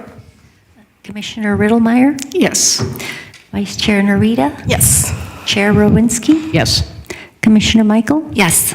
Motion passes 4-0. Okay, thank you. Okay, everyone, we're going to move to the last item. Oh, no, actually, it's not our last. Our next item on the agenda, which is under new business. And this item is the Hillsdale Cal Station Bicycle Access Gap Closure Project. This item is for informational purposes only and does not require a commission motion. We'll begin with a presentation from, I see Nikki and Susie. And then once again, we'll follow with questions for Susie and Nikki. Once those questions from the commission are completed, we'll go back to the public for some comment and then bring it back to the commission for final comments. But once again, no motion is requested.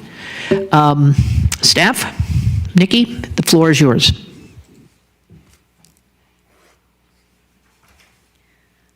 Okay, hello again, Commission. I'm Nicolette Chan, Associate Transportation Planner and Project Manager for the project we're about to present. And with me, I have Susie Hofstadter, who is our Senior Transportation Planner from Fair & Piers, who is our project consultant helping us with this project.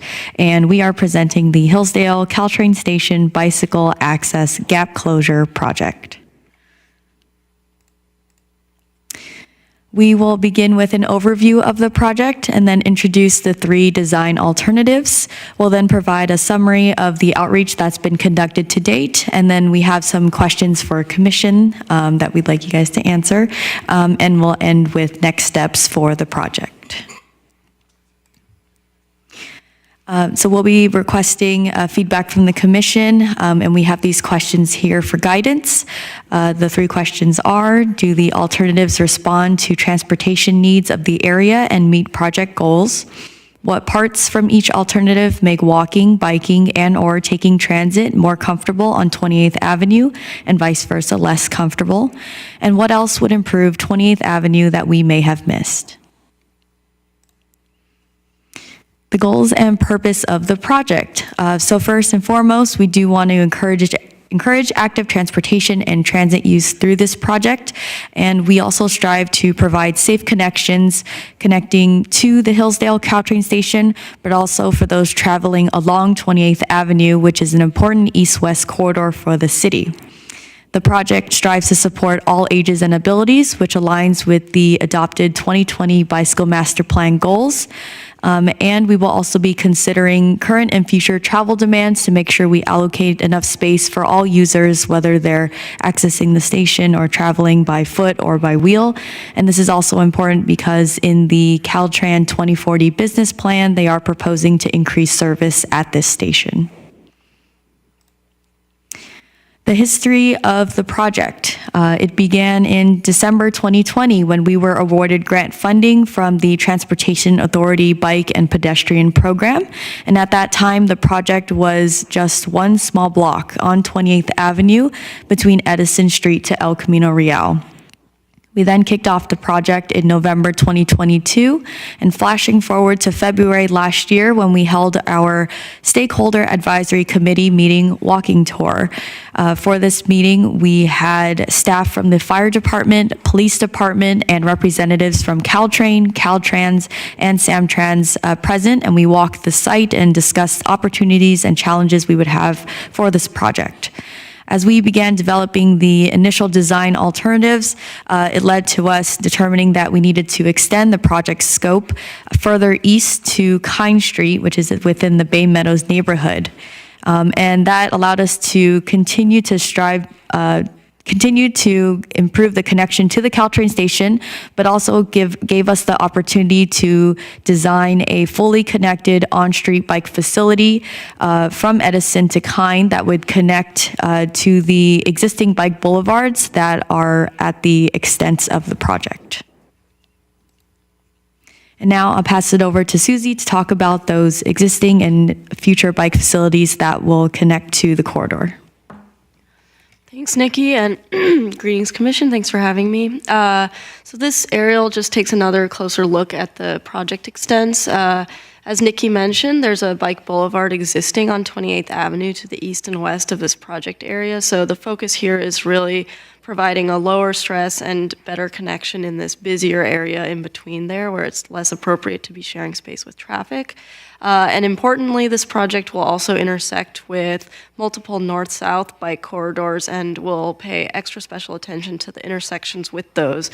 So that includes Delaware Street, Kine, and then additional corridors that go north-south to the east and west. So it's really going to be important for us to be thinking about these intersection designs to complete the bicycle network in this area. So to just cover some more detail about the constraints that we're working within, as you know, and as everyone can see, there's a train overpass in this area, so there's a constraint of the existing curb to curb of the street, as well as the aerial structures in the median here. There is parking in some of the areas on this corridor, and so the designs do look at some changes to the parking configurations to provide lower stress bike facilities. There's a bus route in this area, and so the designs focus also on how to maintain that bus service and provide improvements to the bus stop amenities. And then, as we've already mentioned, thinking through how to connect with the full bicycle network in the area. So to dive into the alternatives, this is a lot of design thinking here, and the link to the full concepts were in your packet and they're online, so happy to kind of revisit these as we go if there's any questions afterward.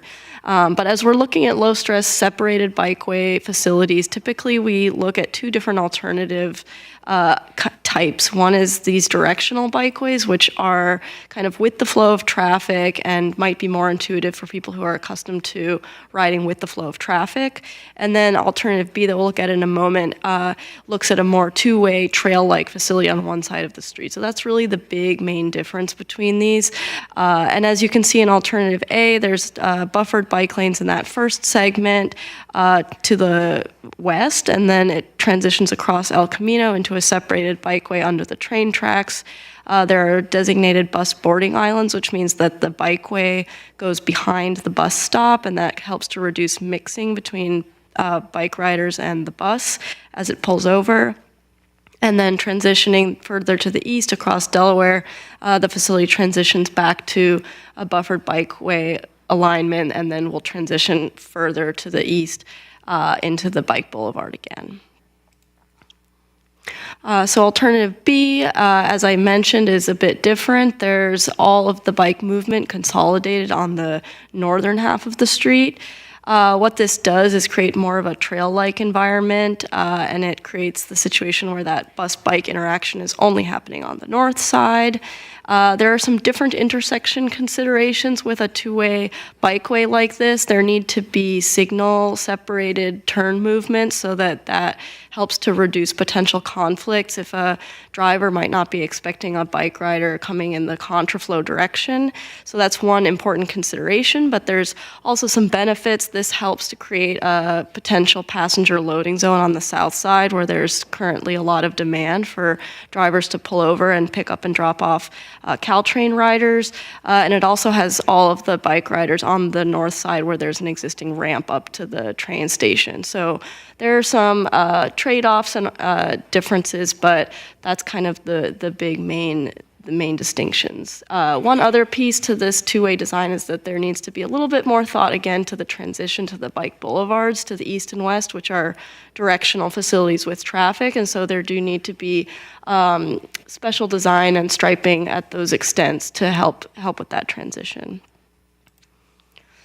And so alternative C looks very similar to alternative A, but there are some changes that are proposed in this one, especially at Delaware Street, to provide additional pedestrian priority. So it's not so easy to see in this type of concept, but the signal phasing would be different, and the kind of timing of crossing of pedestrians and bicyclists would be different at that intersection at Delaware to provide more pedestrian priority. So just to briefly go over the community engagement for this project, the engagement occurred essentially at two different venues. One was an in-person meeting on November 16th at the Hillsdale Library. There was good attendance with really big roll plots with all of these alternatives and an opportunity for community members to really discuss in detail the different alternatives with staff. And then additionally, there was a web page with the PDF of the alternatives online. It's still on there. And there was online inputs accepted from November 16th through December 1st. Wanted to also note that there were some sidewalk decals, flyers, and there were specific one-on-one outreach to staff people at Jaylee's food truck and at the 76 gas station, so trying to kind of target outreach to businesses in the project area. So just to cover some of the themes we heard in the engagement process, there were some questions as well. So one important question had to do with the passenger loading and unloading. There has been some observation of some sort of unsanctioned, or one could say illegal, unsanctioned stopping at the base of the Caltrain stairs, and some questions on whether there could be an opportunity to improve or formalize that. There were some questions about lighting and interest in seeing lighting improvements as part of the project. Additionally, there were some community questions about how to invest and upgrade some of the bicycle boulevard treatments along 28th Avenue to the east and west. And then there was a lot of really positive feedback about having dedicated bicycle space on El Camino Real crossing, specifically on that north leg, westbound, that we've heard about. So yeah, just to cover some of the kind of site-specific, this is a lot of thumbs up and thumbs down, so I'm not going to touch on every single one, but just to kind of give an overview, as I mentioned, that dedicated space in the different project segments where currently bike riders kind of have a bikeway and then they don't and then they do again. There's a preference to have some consistency through there. There were some positive feedback to having access to both of the ramps, like directly from the directional bikeways, but there were also concerns about not being able to access the ramp. So that's kind of a pro-con there of not needing to cross, but then also having to carry your bike up the stairs. Some concerns about bus loading occurring in lane.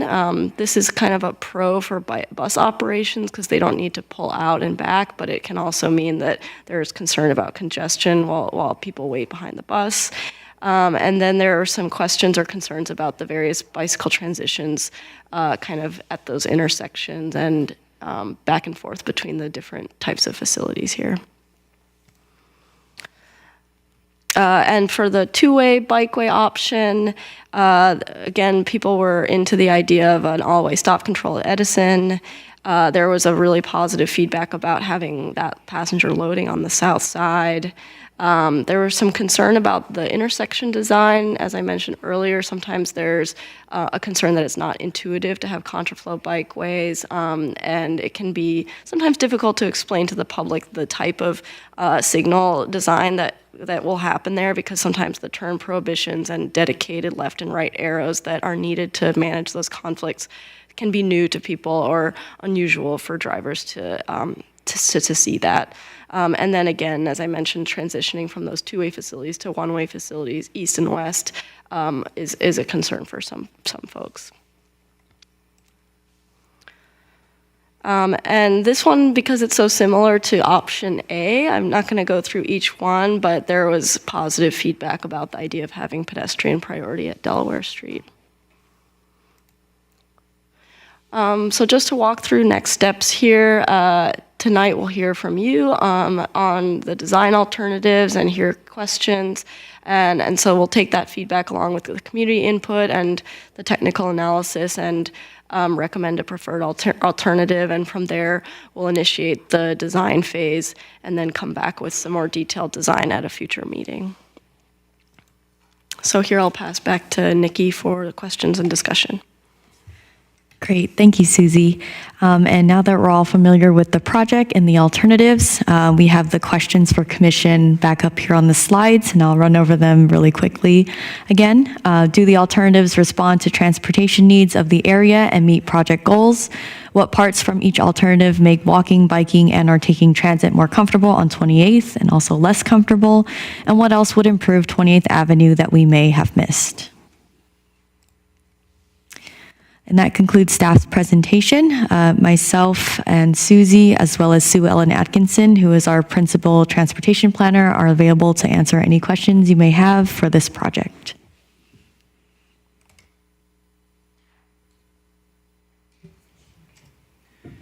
We'll open up with questions, but I'm just curious before we do that.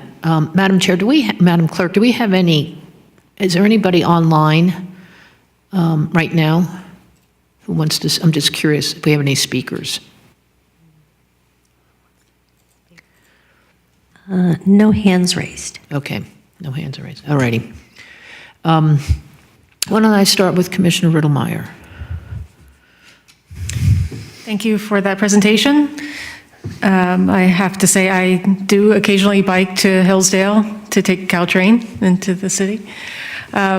And so I really appreciate this project, and I like your range of alternatives.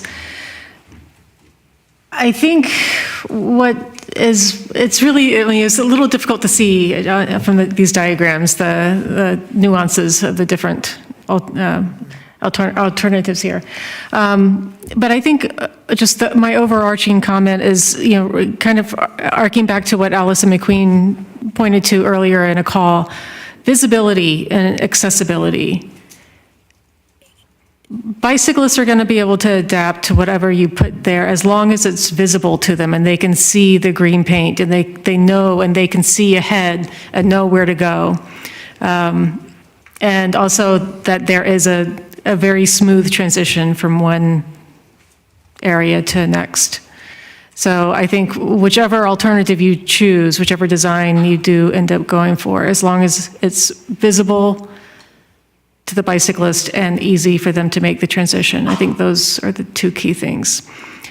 Personally, I'm really interested in the different directions right next to each other, but I know that there's been some pushback in Burlingame where they've done that on California, so probably some good lessons learned there that I'm sure you're aware of. But I have seen in some cities where it's worked well, but it does take time for people to get used to that. But I wouldn't say, don't pursue that one if it seems like it makes the most sense. Thank you. That's it. Okay. Vice Chair Narita.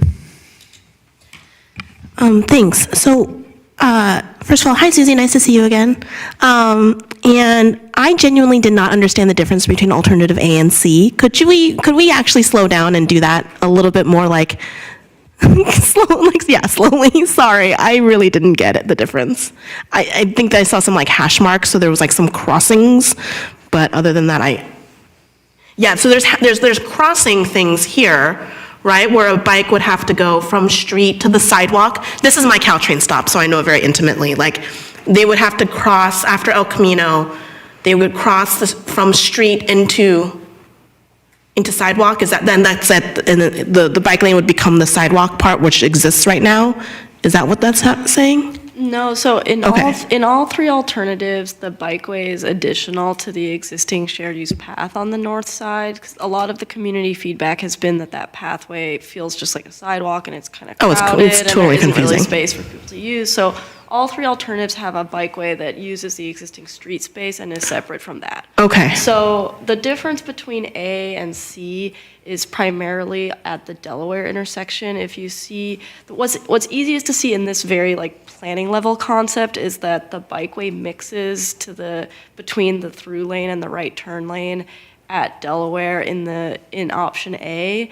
And because of the way that the signal timing is different in option C, that allows the bikeway to stay curbside because there's a separate phase for bikes and there's a separate phase for peds. So And the light will actually do that? Like the light will tell you bikes can go, cars can't go? there would be like the signal design has not been fully. I mean, we would do a full signal design on the preferred alternative, but the idea is that there would either be a signal phase that's shared for bike and ped or separate bike and ped signal phases where all the vehicles are held at that time. Oh, like the scramble thing? It depends on whether it could be a scramble or it could be all ped phase where the diagonal is not actually formalized. It's all these different nuances about like the feet per second of the crossing time. So I'm not going to make like very specific promises about what the phasing will be, but the idea is that there's an opportunity with an all red for cars to provide a different type of dedicated phase for the active users. And that's the C. That's That's C, alternative C. yeah. So alternative A assumes no, or like standard business as usual light signals? It's essentially that bikes and peds will go on the green that's parallel Can I to just them. interrupt? Yeah, can you use a pointer? Yes, So we can, and I'd like you to start, because this is really important. I'm sorry, I'm going to restart Vice Chair Narita's question, because I think that would not only help, you're looking at it, so you know what you know what you're very talking about, but I'm kind of, and I want to keep up. So We're just trying let's to pull up restart. the Yeah, great, thank you.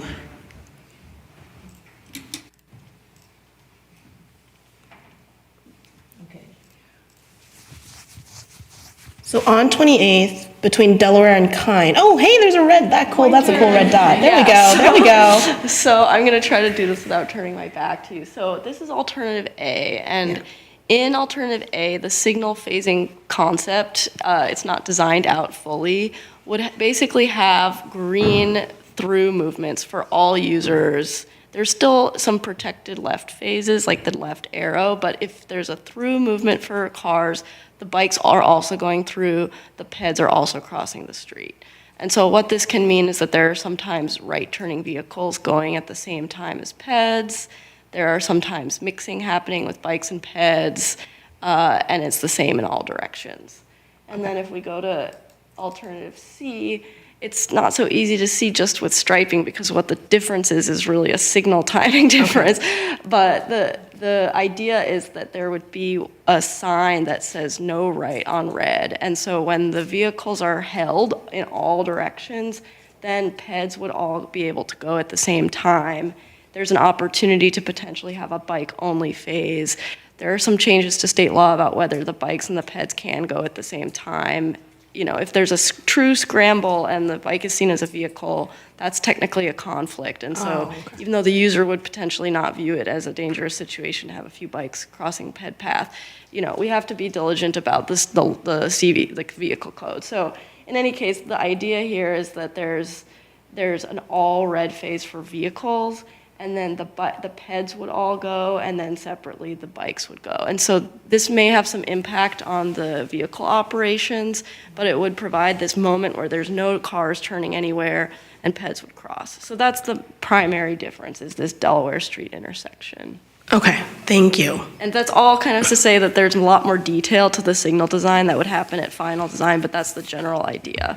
Okay, thank you. And so I'm familiar with, I think, the alternative A design because I think Foster City on Hillsdale does, in Foster City on Hillsdale, when you get to Shell, they do this where it's like hashy and then there's like the right turn lane, right? And so I get that. Is there an example of alternative C somewhere in our city already, or would this be first of kind?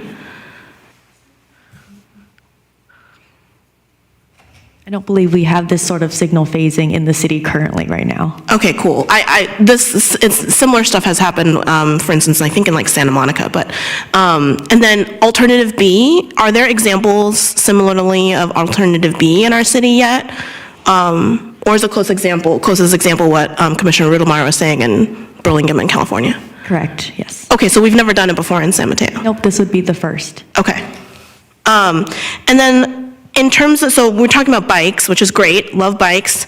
PED is super important in this area. Nueva school kids, there's dozens and dozens who use this Caltrain stop because I have literally seen them today when I went to work. So what outreach, if any, have been done for Nueva students? Were they involved in providing feedback on the designs? So this project does stem from the Transit-Oriented Development Pedestrian Access Plan, and as part of that plan, we actually had a pop-up table right outside of Nueva School, and we caught them right when they were walking out of school to Caltrain, sorry. So that's where the outreach came from, and that where this project came from. So they were involved in that outreach as part of the plan. For this outreach at the community meeting, we specifically reached out to the school and let them know we're having that community meeting, but we did not see any attendees from Nueva School attend the meeting. Okay. And then lastly, for this gap closure project, is it, just to super clarify, it's exclusively about what goes on the street? So when the community gave feedback on, hey, we would love lighting improvements or something else, is that out of scope for technically this project, but could be considered for future projects? That's correct. So yeah, this project is mainly focused on bikes and pedestrians. So some of the comments we have received from that outreach from the Nueva students are in the TODPAP plan, TOD, Pedestrian Oriented Access Plan, that are out of scope for this project. Great. And then there's a lot of like folks who like kind of play Frogger and like will cross the streets to try to get to the stairs or to the ramp accordingly. And so I was curious, has there been any conversations about like traffic calming measures in this area, or is it exclusively about paint on the ground to figure out this bike lane design stuff? So on a wider roadway like this, the lane reduction that we're proposing, so it's essentially it's like a road diet. A road diet, you might say, yeah. So reducing the travel lanes in each direction. This is extremely effective for traffic calming and pedestrian safety because it makes it so that there isn't like a second car behind the first one yielding. We're not looking at a mid-block crosswalk as part of this project, but the road diet itself is the most effective traffic calming measure on a multi-lane roadway like this. Okay, cool. So this would get rid, and I'm sorry, I forget now, but this, if essentially to make these changes happen, like it would become single lane in each direction right now, essentially? Is that correct? Yeah. Okay. Okay, thank you. Sorry. I'm sure this is obvious. Obviously, I don't have a design brain. Okay, great. Those are all my questions. Thank you. Commissioner Michael. Thank you. Did you get a sense from your community outreach if a certain alternative sort of came to the top, was preferred? So at the community meeting, we were actually not asking them which alternative do they prefer because there is opportunity for some segments to be mix and matched. So one example of that, if we go back to alternative A, you can see that at the Edison and 28th Avenue intersection. That transition from the Class 4 bike lane to the bicycle boulevard is at the intersection. And then at alternative C, the transition is actually mid-block. So that's one area where at the meeting we were asking our attendees, do you feel comfortable transitioning at the intersection or mid-block? Because that's one area that, say if we went with alternative A and if we got feedback that more people were comfortable at the mid-block crossing, we could transition that out. So looking at these designs, there is opportunity to do mixing and matching. So we were trying to have people go through each alternative and give feedback on each segment rather than just choosing one that they like specifically. Was there any sense of between the one-way versus two-way? I guess A and C versus B, right? I think there was surprise at the two-way because, as we've mentioned, it's pretty unfamiliar. Most people have not experienced that or seen that at all.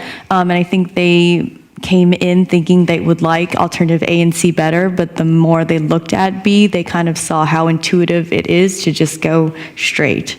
It's hard to say which alternative got the most likes because we weren't looking at it that way. Can you scroll back to alternative A? So the hash marks not at the intersection. Wait, so I guess before I ask that, when I look at A, are all the bike lanes separated, or is that at street level? Because I just see hash marks versus looks like a raised sidewalk. For all of the alternatives, the bike lane is on the street. On the street, and then what's separated between the bike and the cars? Is there any separation? Physical separation? Yeah, so the basic assumption is that in the middle section between Delaware and El Camino that it is physically separated. The concept is still very conceptual, so the exact material and design is kind of to be determined in final design, but the goal and the purpose of the project is to have that be physically separated in that section. Some of the areas where we're showing a buffered bike lane. Can you use your pointer? Oh, sorry. Yep. So in this entire area, oh boy, I'm over here, right? This entire area is physically separated, and then further out where we're showing this buffered bike lane, there could be an opportunity to physically separate, but right now the goal is to kind of pick the preferred alignment and then drill down on some detail about whether it's possible to physically separate in those areas as well. And what does the hash marks mean where it's not an intersection? Like the green, where it's not a solid line, but not an intersection? Here. Yeah, so this is... And on the other segment? Yeah, I guess this might be a good opportunity to clarify the use of green a little bit because there was a question earlier. In this exhibit, we're showing the entire bike lane green kind of so that it pops out and is legible on the screen. The actual striping would probably have the green paint primarily around these intersection areas. So when you see the dashed line, that's where the vehicle would merge across the bike lane to get into the right turn lane. And then these ones across the intersection are kind of like calling the attention to the alignment of the bikeway, but these diagonal ones are a mixing zone essentially. So in the diagonal one, bikes will be merging and then cars will be merging the other way. Yeah, that's a mixing zone. But again, the intersection design that keeps the bike lane curbside, like we talked about at Delaware, that's kind of what Nikki's talking about with mix and match. There are ways to use signal design to keep the bike at the curb rather than mixing, but it involves more traffic impactful changes to the signal in order to make that safe and reduce conflict. And then can you go to alternative B? So this one appears, for lack of better words, the cleanest or smoothest. Is that really how it would be in function if I'm out there with a bike? I mean, So it kind of depends on your perspective. Some people really prefer to ride with the direction of traffic and have this like very clear feeling that riding with the flow of traffic is preferred. And some people prefer to just be on the side that's closest to Caltrain and have the least mixing possible and don't like to have to check over their shoulder and be in the lane or cross the path of a car at all. It's a just completely different style of bicycle riding. I think we're in the industry kind of like moving in the direction of reducing that mixing, but if you polled a bunch of people who currently bike today and are comfortable biking today, you may have a mixed bag there. From a design perspective, as I've mentioned at El Camino in Delaware, the signals would need to have a lot of dedicated right. You have to protect the right turn, and so we're accustomed to seeing a left turn red and green arrow because a protected left is common, a dedicated left. There would be additionally a dedicated right, which we sometimes see, but it's not as common. So it's, I think, pretty intuitive, but it depends on who you ask.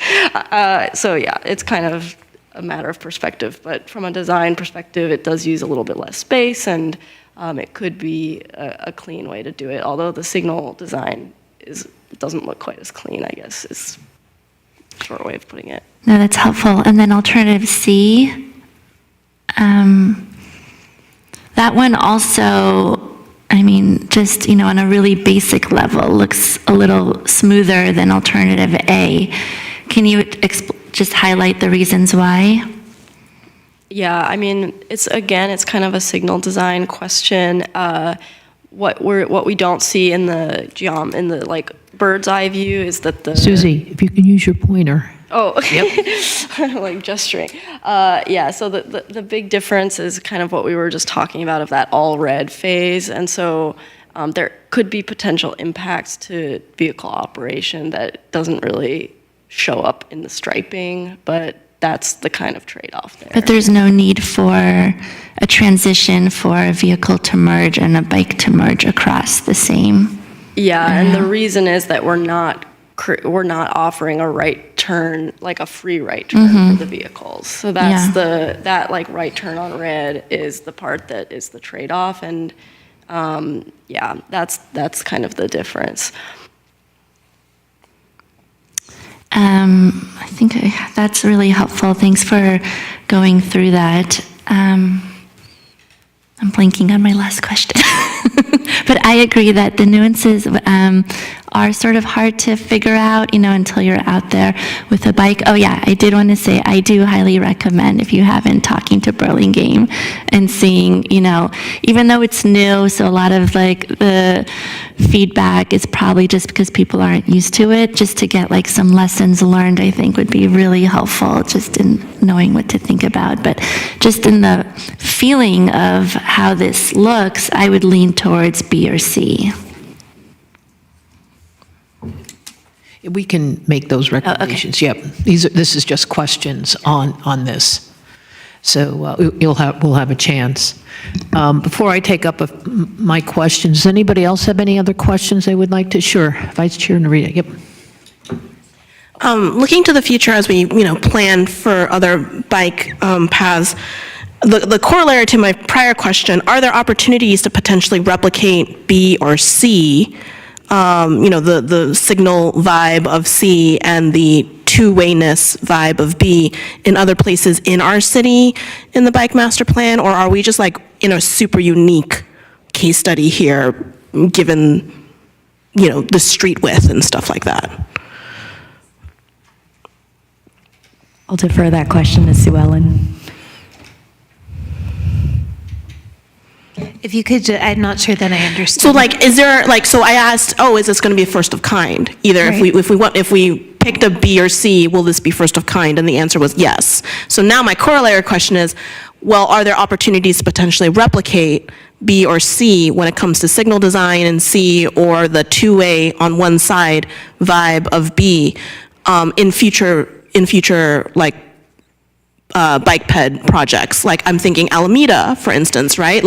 It's huge, lots of potential. Is that an opportunity to potentially replicate, similar designs? Got it. Thank you.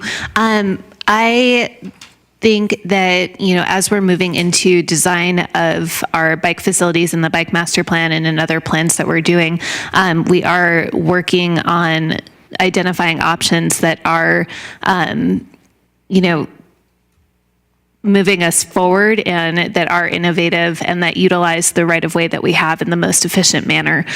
So I think that regardless of what design is selected for this roadway, for each facility that we're implementing, we've got Class 4 proposed on Delaware right nearby, Saratoga, Alameda is a great project coming up with Class 2 bike lanes. I think that every project we're learning as we implement, we're learning from other jurisdictions, and we do make an effort to implement things that are as innovative and as are context sensitive as we can, so that we're identifying the best design for each location. So it's not necessarily a copy paste, but we're trying to do what makes the most sense for each project. Please, Commissioner Riddlemeyer.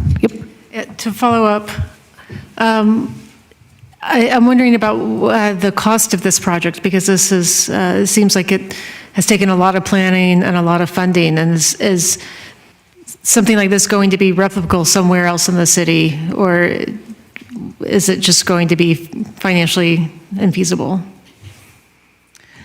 For each bike facility that we're implementing, we need to do design. Some are more straightforward than others.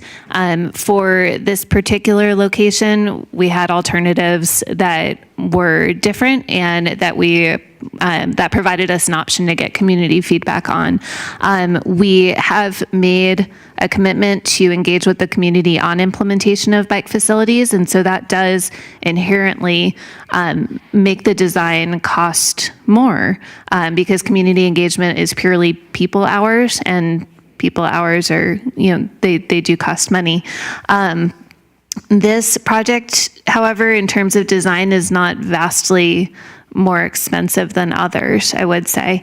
But the approach would likely be similar on other larger projects like this.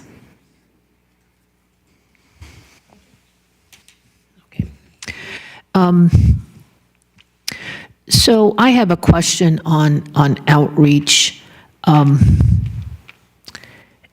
I don't recall receiving an invitation. Who was contacted on this project? What was your strategy? We had multiple sources for outreaching. So in addition to the sidewalk decals and flyers that were posted along the route, we also sent out mailers around the neighborhood, and as well as in both Hillsdale and the Bay Meadows neighborhood, and then we contacted these schools in the area as well. Okay. Yeah, I live within very, very close to Hillsdale Branch Library, and I don't recall receiving an invitation, though I think did we speak about this meeting at the last quarterly update? Does anybody remember? We did introduce the project at the last update. Yeah, no, yeah. Was because if I had known about it, I would have attended, but. I think at the time, we didn't have the meeting details ready, but we knew we were having a community meeting. Yeah. Something I'm going to recommend here, I'm going to save it for comments. I'll save it for comments in terms of how to get better input from the commission. More effective, I'm going to say more effective, and I'll put that on the comments section. So let me share with you, I also take Caltrain when I have to go to San Francisco to work, and I park in the lot that is, as you're heading east on 28th, you go into the tracks, and then you make a right into the parking lot. However, I will share with you, cars park underneath the Caltrains, both, by the way, both the east and westbound, they park underneath Caltrans because that's where the stairs are at, and it backs up traffic, and will ultimately also interfere with the bike lanes, be it whether on the north or south or whatever side of the street they're on. And so I just want to mention that will need to be managed, and it is a big issue, because I do drive, and I go down 28th, and I make that right in right after the Caltrain, so I'm heading east, but right after the Caltrain tracks into that very long, slender parking lot. But that's something I would put on there, just as an addition. And I see the M-bus loading doesn't interfere with the bike lanes. Maybe we have something like similar for people dropping off, cars dropping off people right at those stairwells. That's just a thought. Let's see. I heard you say there's really not one alternative that really stood out with the public. Just to clarify, we weren't asking Yeah, I for understand the that. public Yeah, to but I'm pick one. sure Yeah. in speaking with people, they might have gravitated towards one or the other, but nothing, huh? Yeah. Okay. I don't have very many questions on this, partly because a lot of them have already been answered, but I did want to bring up the cars dropping off people at the stairwells of the Caltrain overpass. Which one has the least mixing, would you say?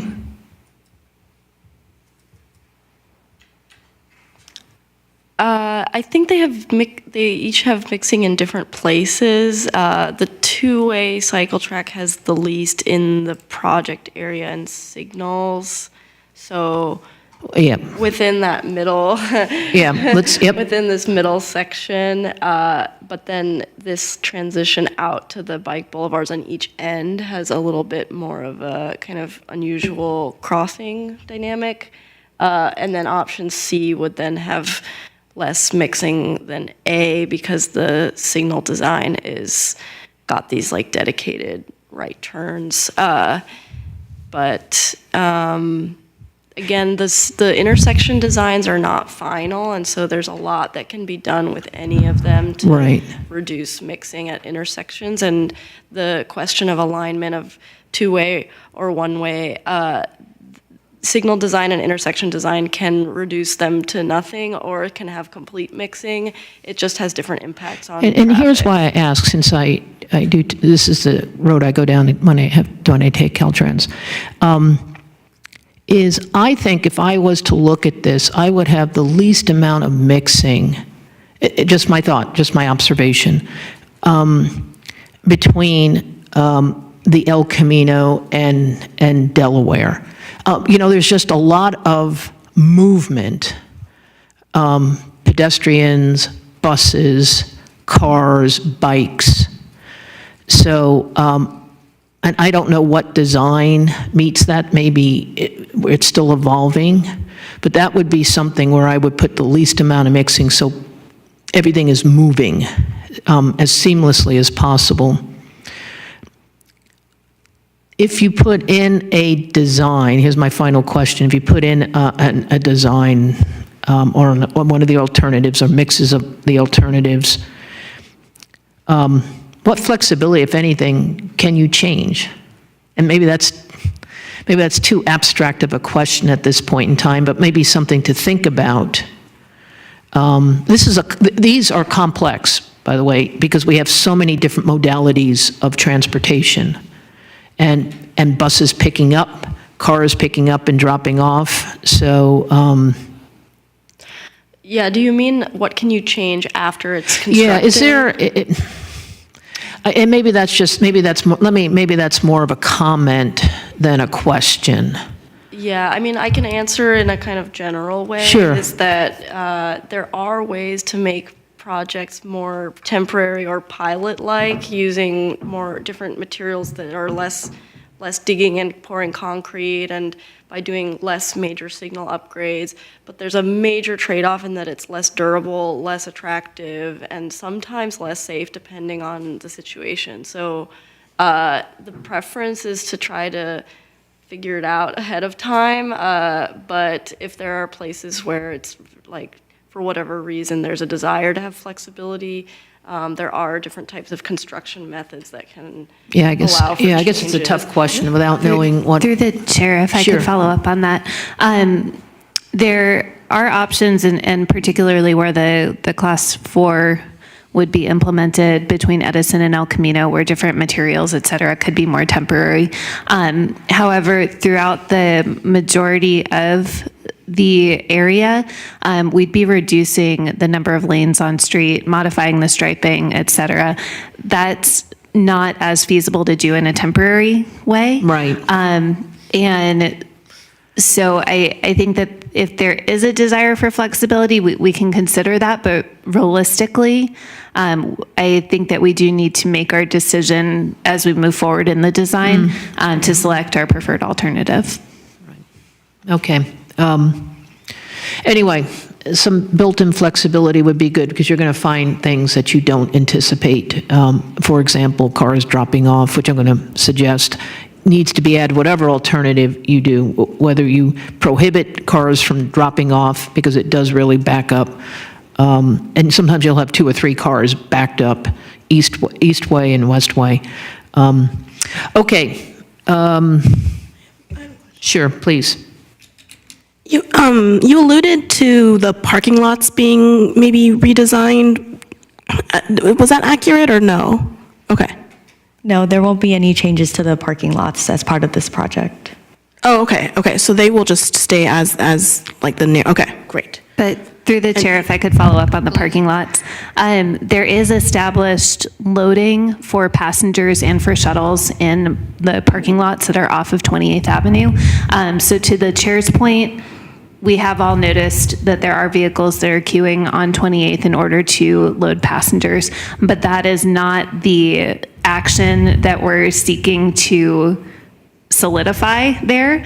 Really, they're not loading where they're supposed to be in actuality. So what we want to do is encourage the use of the loading area that's been designed, like there's a kiss and ride that's been built in the south parking lot. We want to encourage use of that and not design the on-street facilities to encourage the behavior that we don't want to see. And Susie, in your experience, right now there are 2 lanes, which create a bit of an excuse, right? Of like, I can take up a lane because people could go around me.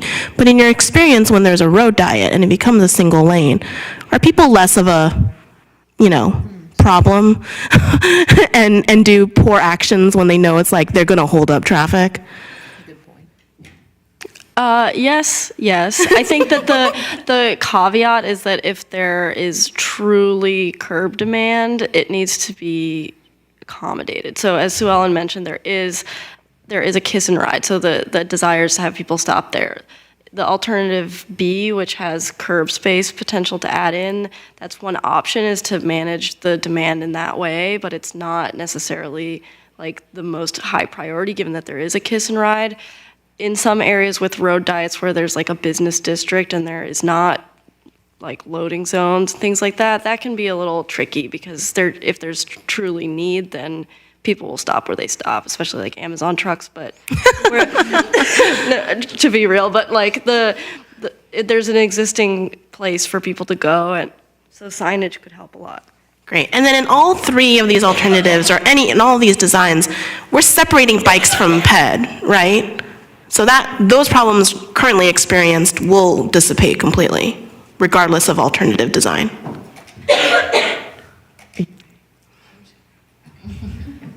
Sorry. Yes, we are separating bikes and peds, but the class 1 on the north side of 28th Avenue is still remaining. So if bikes do prefer to go on the sidewalk to take the class 1 instead of using the on-street bike facility, they can still do that. Oh, wait. Sorry, that was not clear. So You want to put a pointer on it? yeah, so the sidewalk on the ramp side, right now we have a beautiful wide sidewalk on the ramp side of this Caltrain station. And so we are going to keep that as a dotted line that would allow bikes? Right now, we haven't proposed any changes to the striping on the sidewalk on the north side. For any of the alternatives? For any of the alternatives. What was the community feedback on that? I would have to look back at the comments. I don't recall there being an issue there. I know they do also share the feedback that it does feel pretty narrow, but we are hoping that most people will use the on-street facility instead. Okay, because none of the designs have bikes on the sidewalk in your little icon stuff. So that is not clear right now, correct? It isn't very clear at this high level. It's pretty hard to see, but we do have a very faint striped line on the north side of the, the street.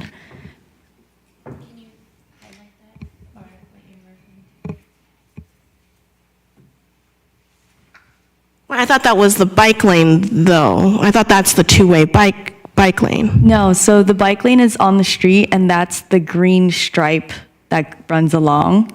And then the sidewalk is the white area next to it. Okay. I visually don't see it, but okay, I trust you. I trust you, it's there. Okay, I'll save the rest for comments. Okay. Any more questions? Nope. There's no speakers? Okay. No, there is Aaron. Oh, Aaron, okay. Okay. Please, Aaron, yep, come on up. And do we have a timer for Aaron? Or, Aaron, you have 3 minutes. I'd like to put a timer up so you can help pace yourself. Okay, Cookie, do you have to turn it on? Oh, okay. Okay, Aaron, please. Hello and good evening, Commission. My name is Aaron, and I live at the corner of Edison and 28th Avenue. My partner and I use this facility to access Hillsdale Station, where I travel northbound and she travels southbound virtually every day. So I would like to split my comment into 3 parts. First, to discuss the parallel facility in Burlingame. I take the train to Burlingame, and then I bicycle home. When I bicycle home, sometimes I will use the now alternative B-like facility on California Avenue. I would like to comment that in this particular situation, that kind of facility works great because you are abutted against the Caltrain tracks and parking lots.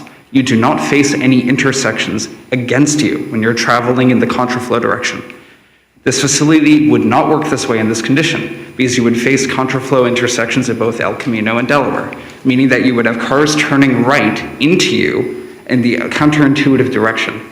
Now, by day, this would be relatively fine because they can see you and everything goes as per expected. But at night, I think this would be a particular disaster because if you're traveling even with a light, a driver making a right turn might not see you, and particularly if sometimes they might not see the sign telling them they can't turn right on red anymore either.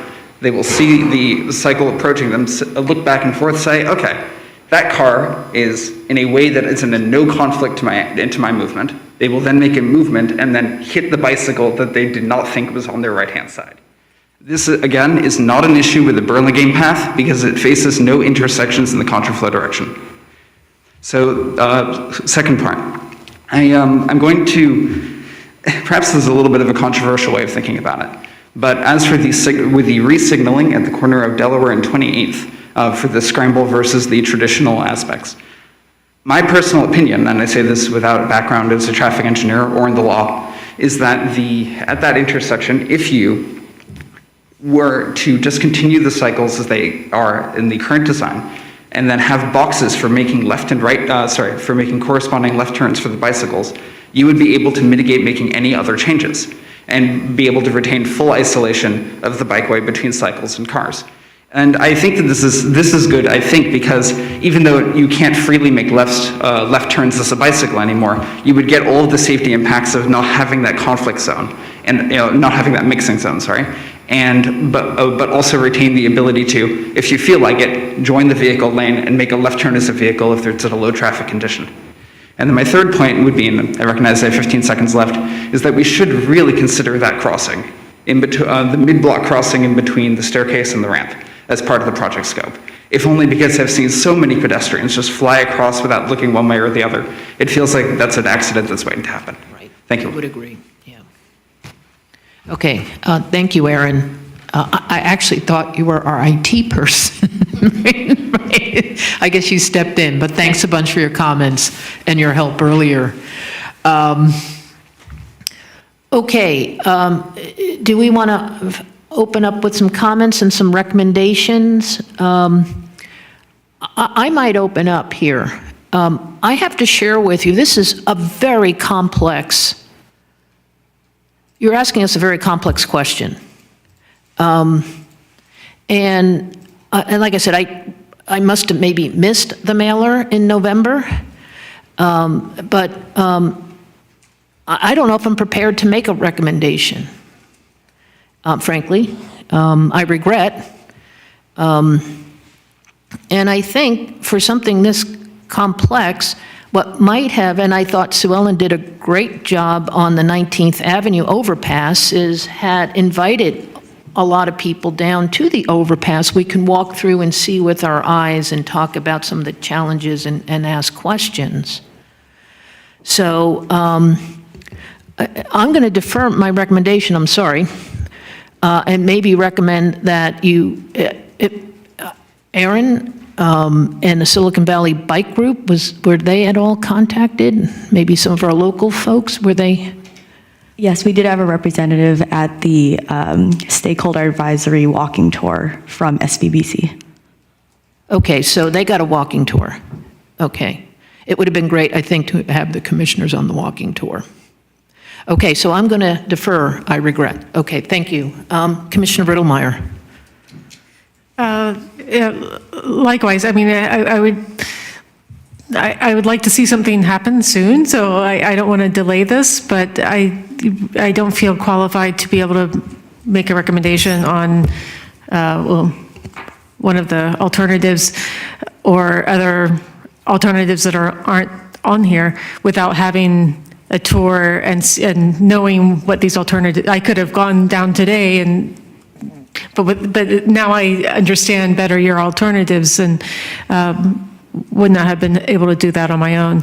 So I think, yeah, I too didn't see the announcement come through on my networks.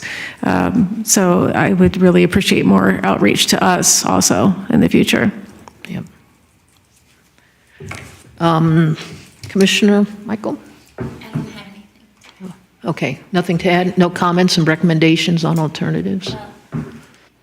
I could reiterate what I said earlier. Yep, this would be the Okay, time to do it. Yeah. sure. Based on the information shared tonight, I would lean towards B and C because of less mixing between vehicles, but, you know, it was hard for me to visualize the commenter's comment, but it would be, I don't know how those, I realize that is not supportive of B, but as an actual user, it would be interesting to, you know, take that into consideration. And if there's any other outreach planned, you know, trying to get a little bit stronger opinions from people who are there every day using this of what their preferred alternative would be.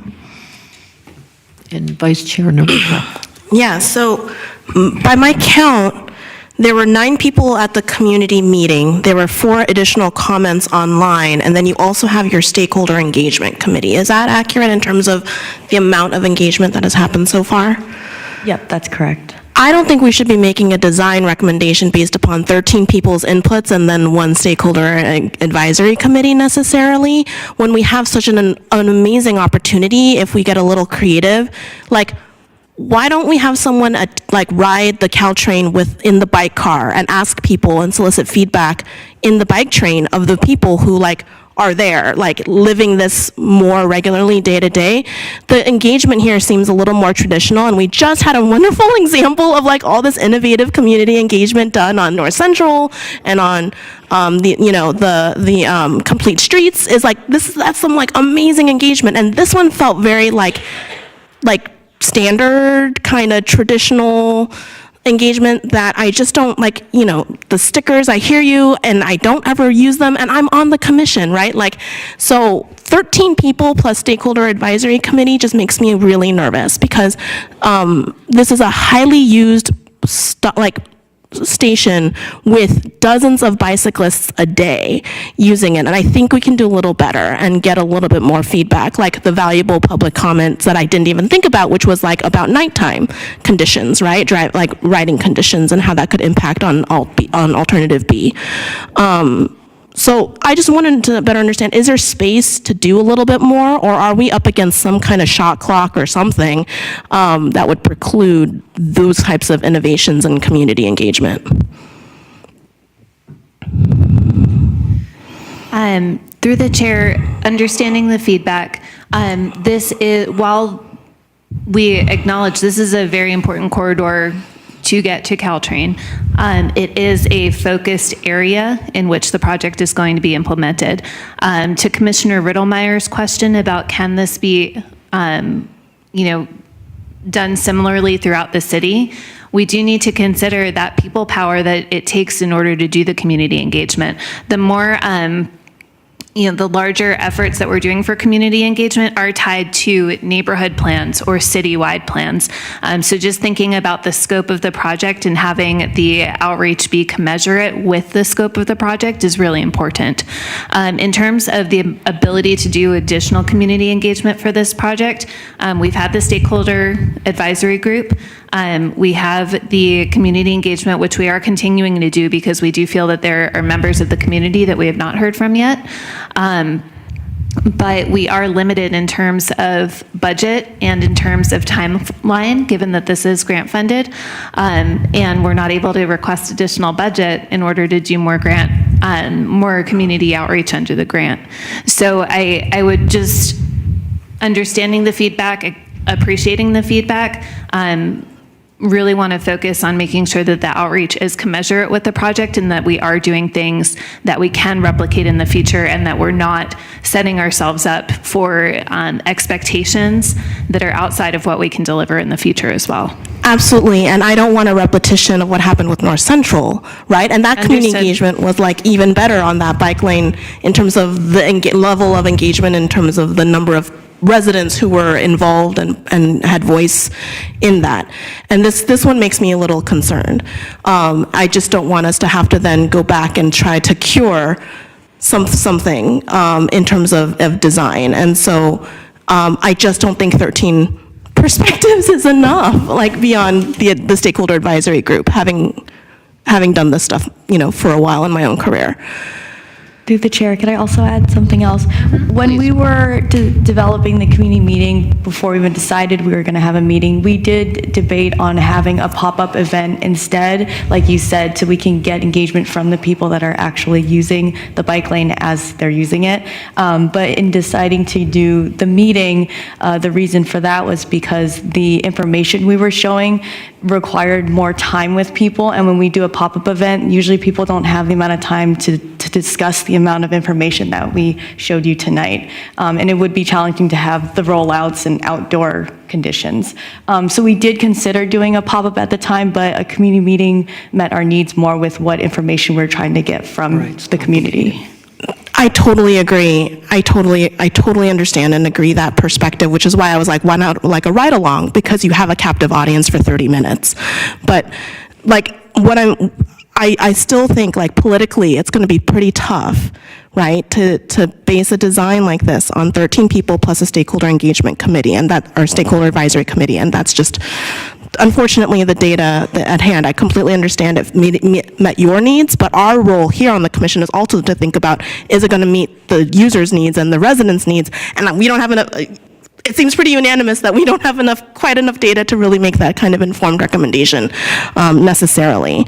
So, because prior to hearing public comment from our 14th engaged person, I was like, oh, B sounds really cool. But now I'm like, that's a great point that the public comment made on nighttime, and I don't know how to necessarily, weigh that compared to A and C. But I will say broadly, but general thoughts on this. This neighborhood is incredibly innovative, right? We have tech companies, we have a pottery-like location, we have the Nueva School, I think we should push for innovative design as a theme.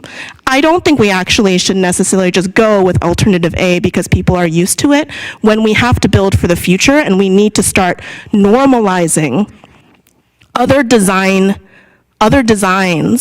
that do not prioritize cars. That is like actually a behavior change that we as a society need to make in our next, 25 years of existence, let's say. And this is the neighborhood to do it and start it in. So I would love to see some innovative design, whether it's B or C, depending on what the current users think and how you weigh all of that. But I do think that this is the place to do it first, is this location. People have self-selected to be in a transit-oriented development neighborhood. If we can't do something innovative here, we will fail, as a general, broader, sense of the word. So let's be innovative. Let's figure out the signal thing. Let's figure out how to do the two-way street, the two-way, bike thing, whichever one. But let's do something cool and innovative here and set the expectation accordingly.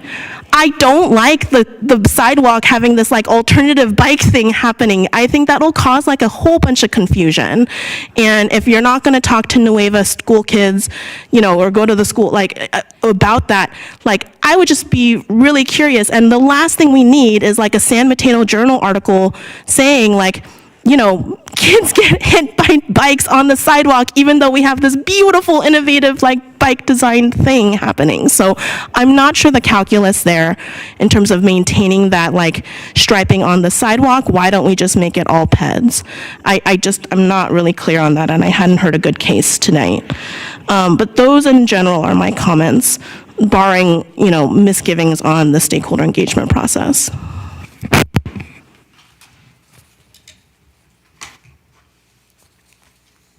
Okay. Final, okay, please. Just real quick, I definitely support the idea of thinking innovatively here and not car-centric, prioritizing the bike and the ped. And if the signal causes more delays for cars, I think that that's very fitting to do here.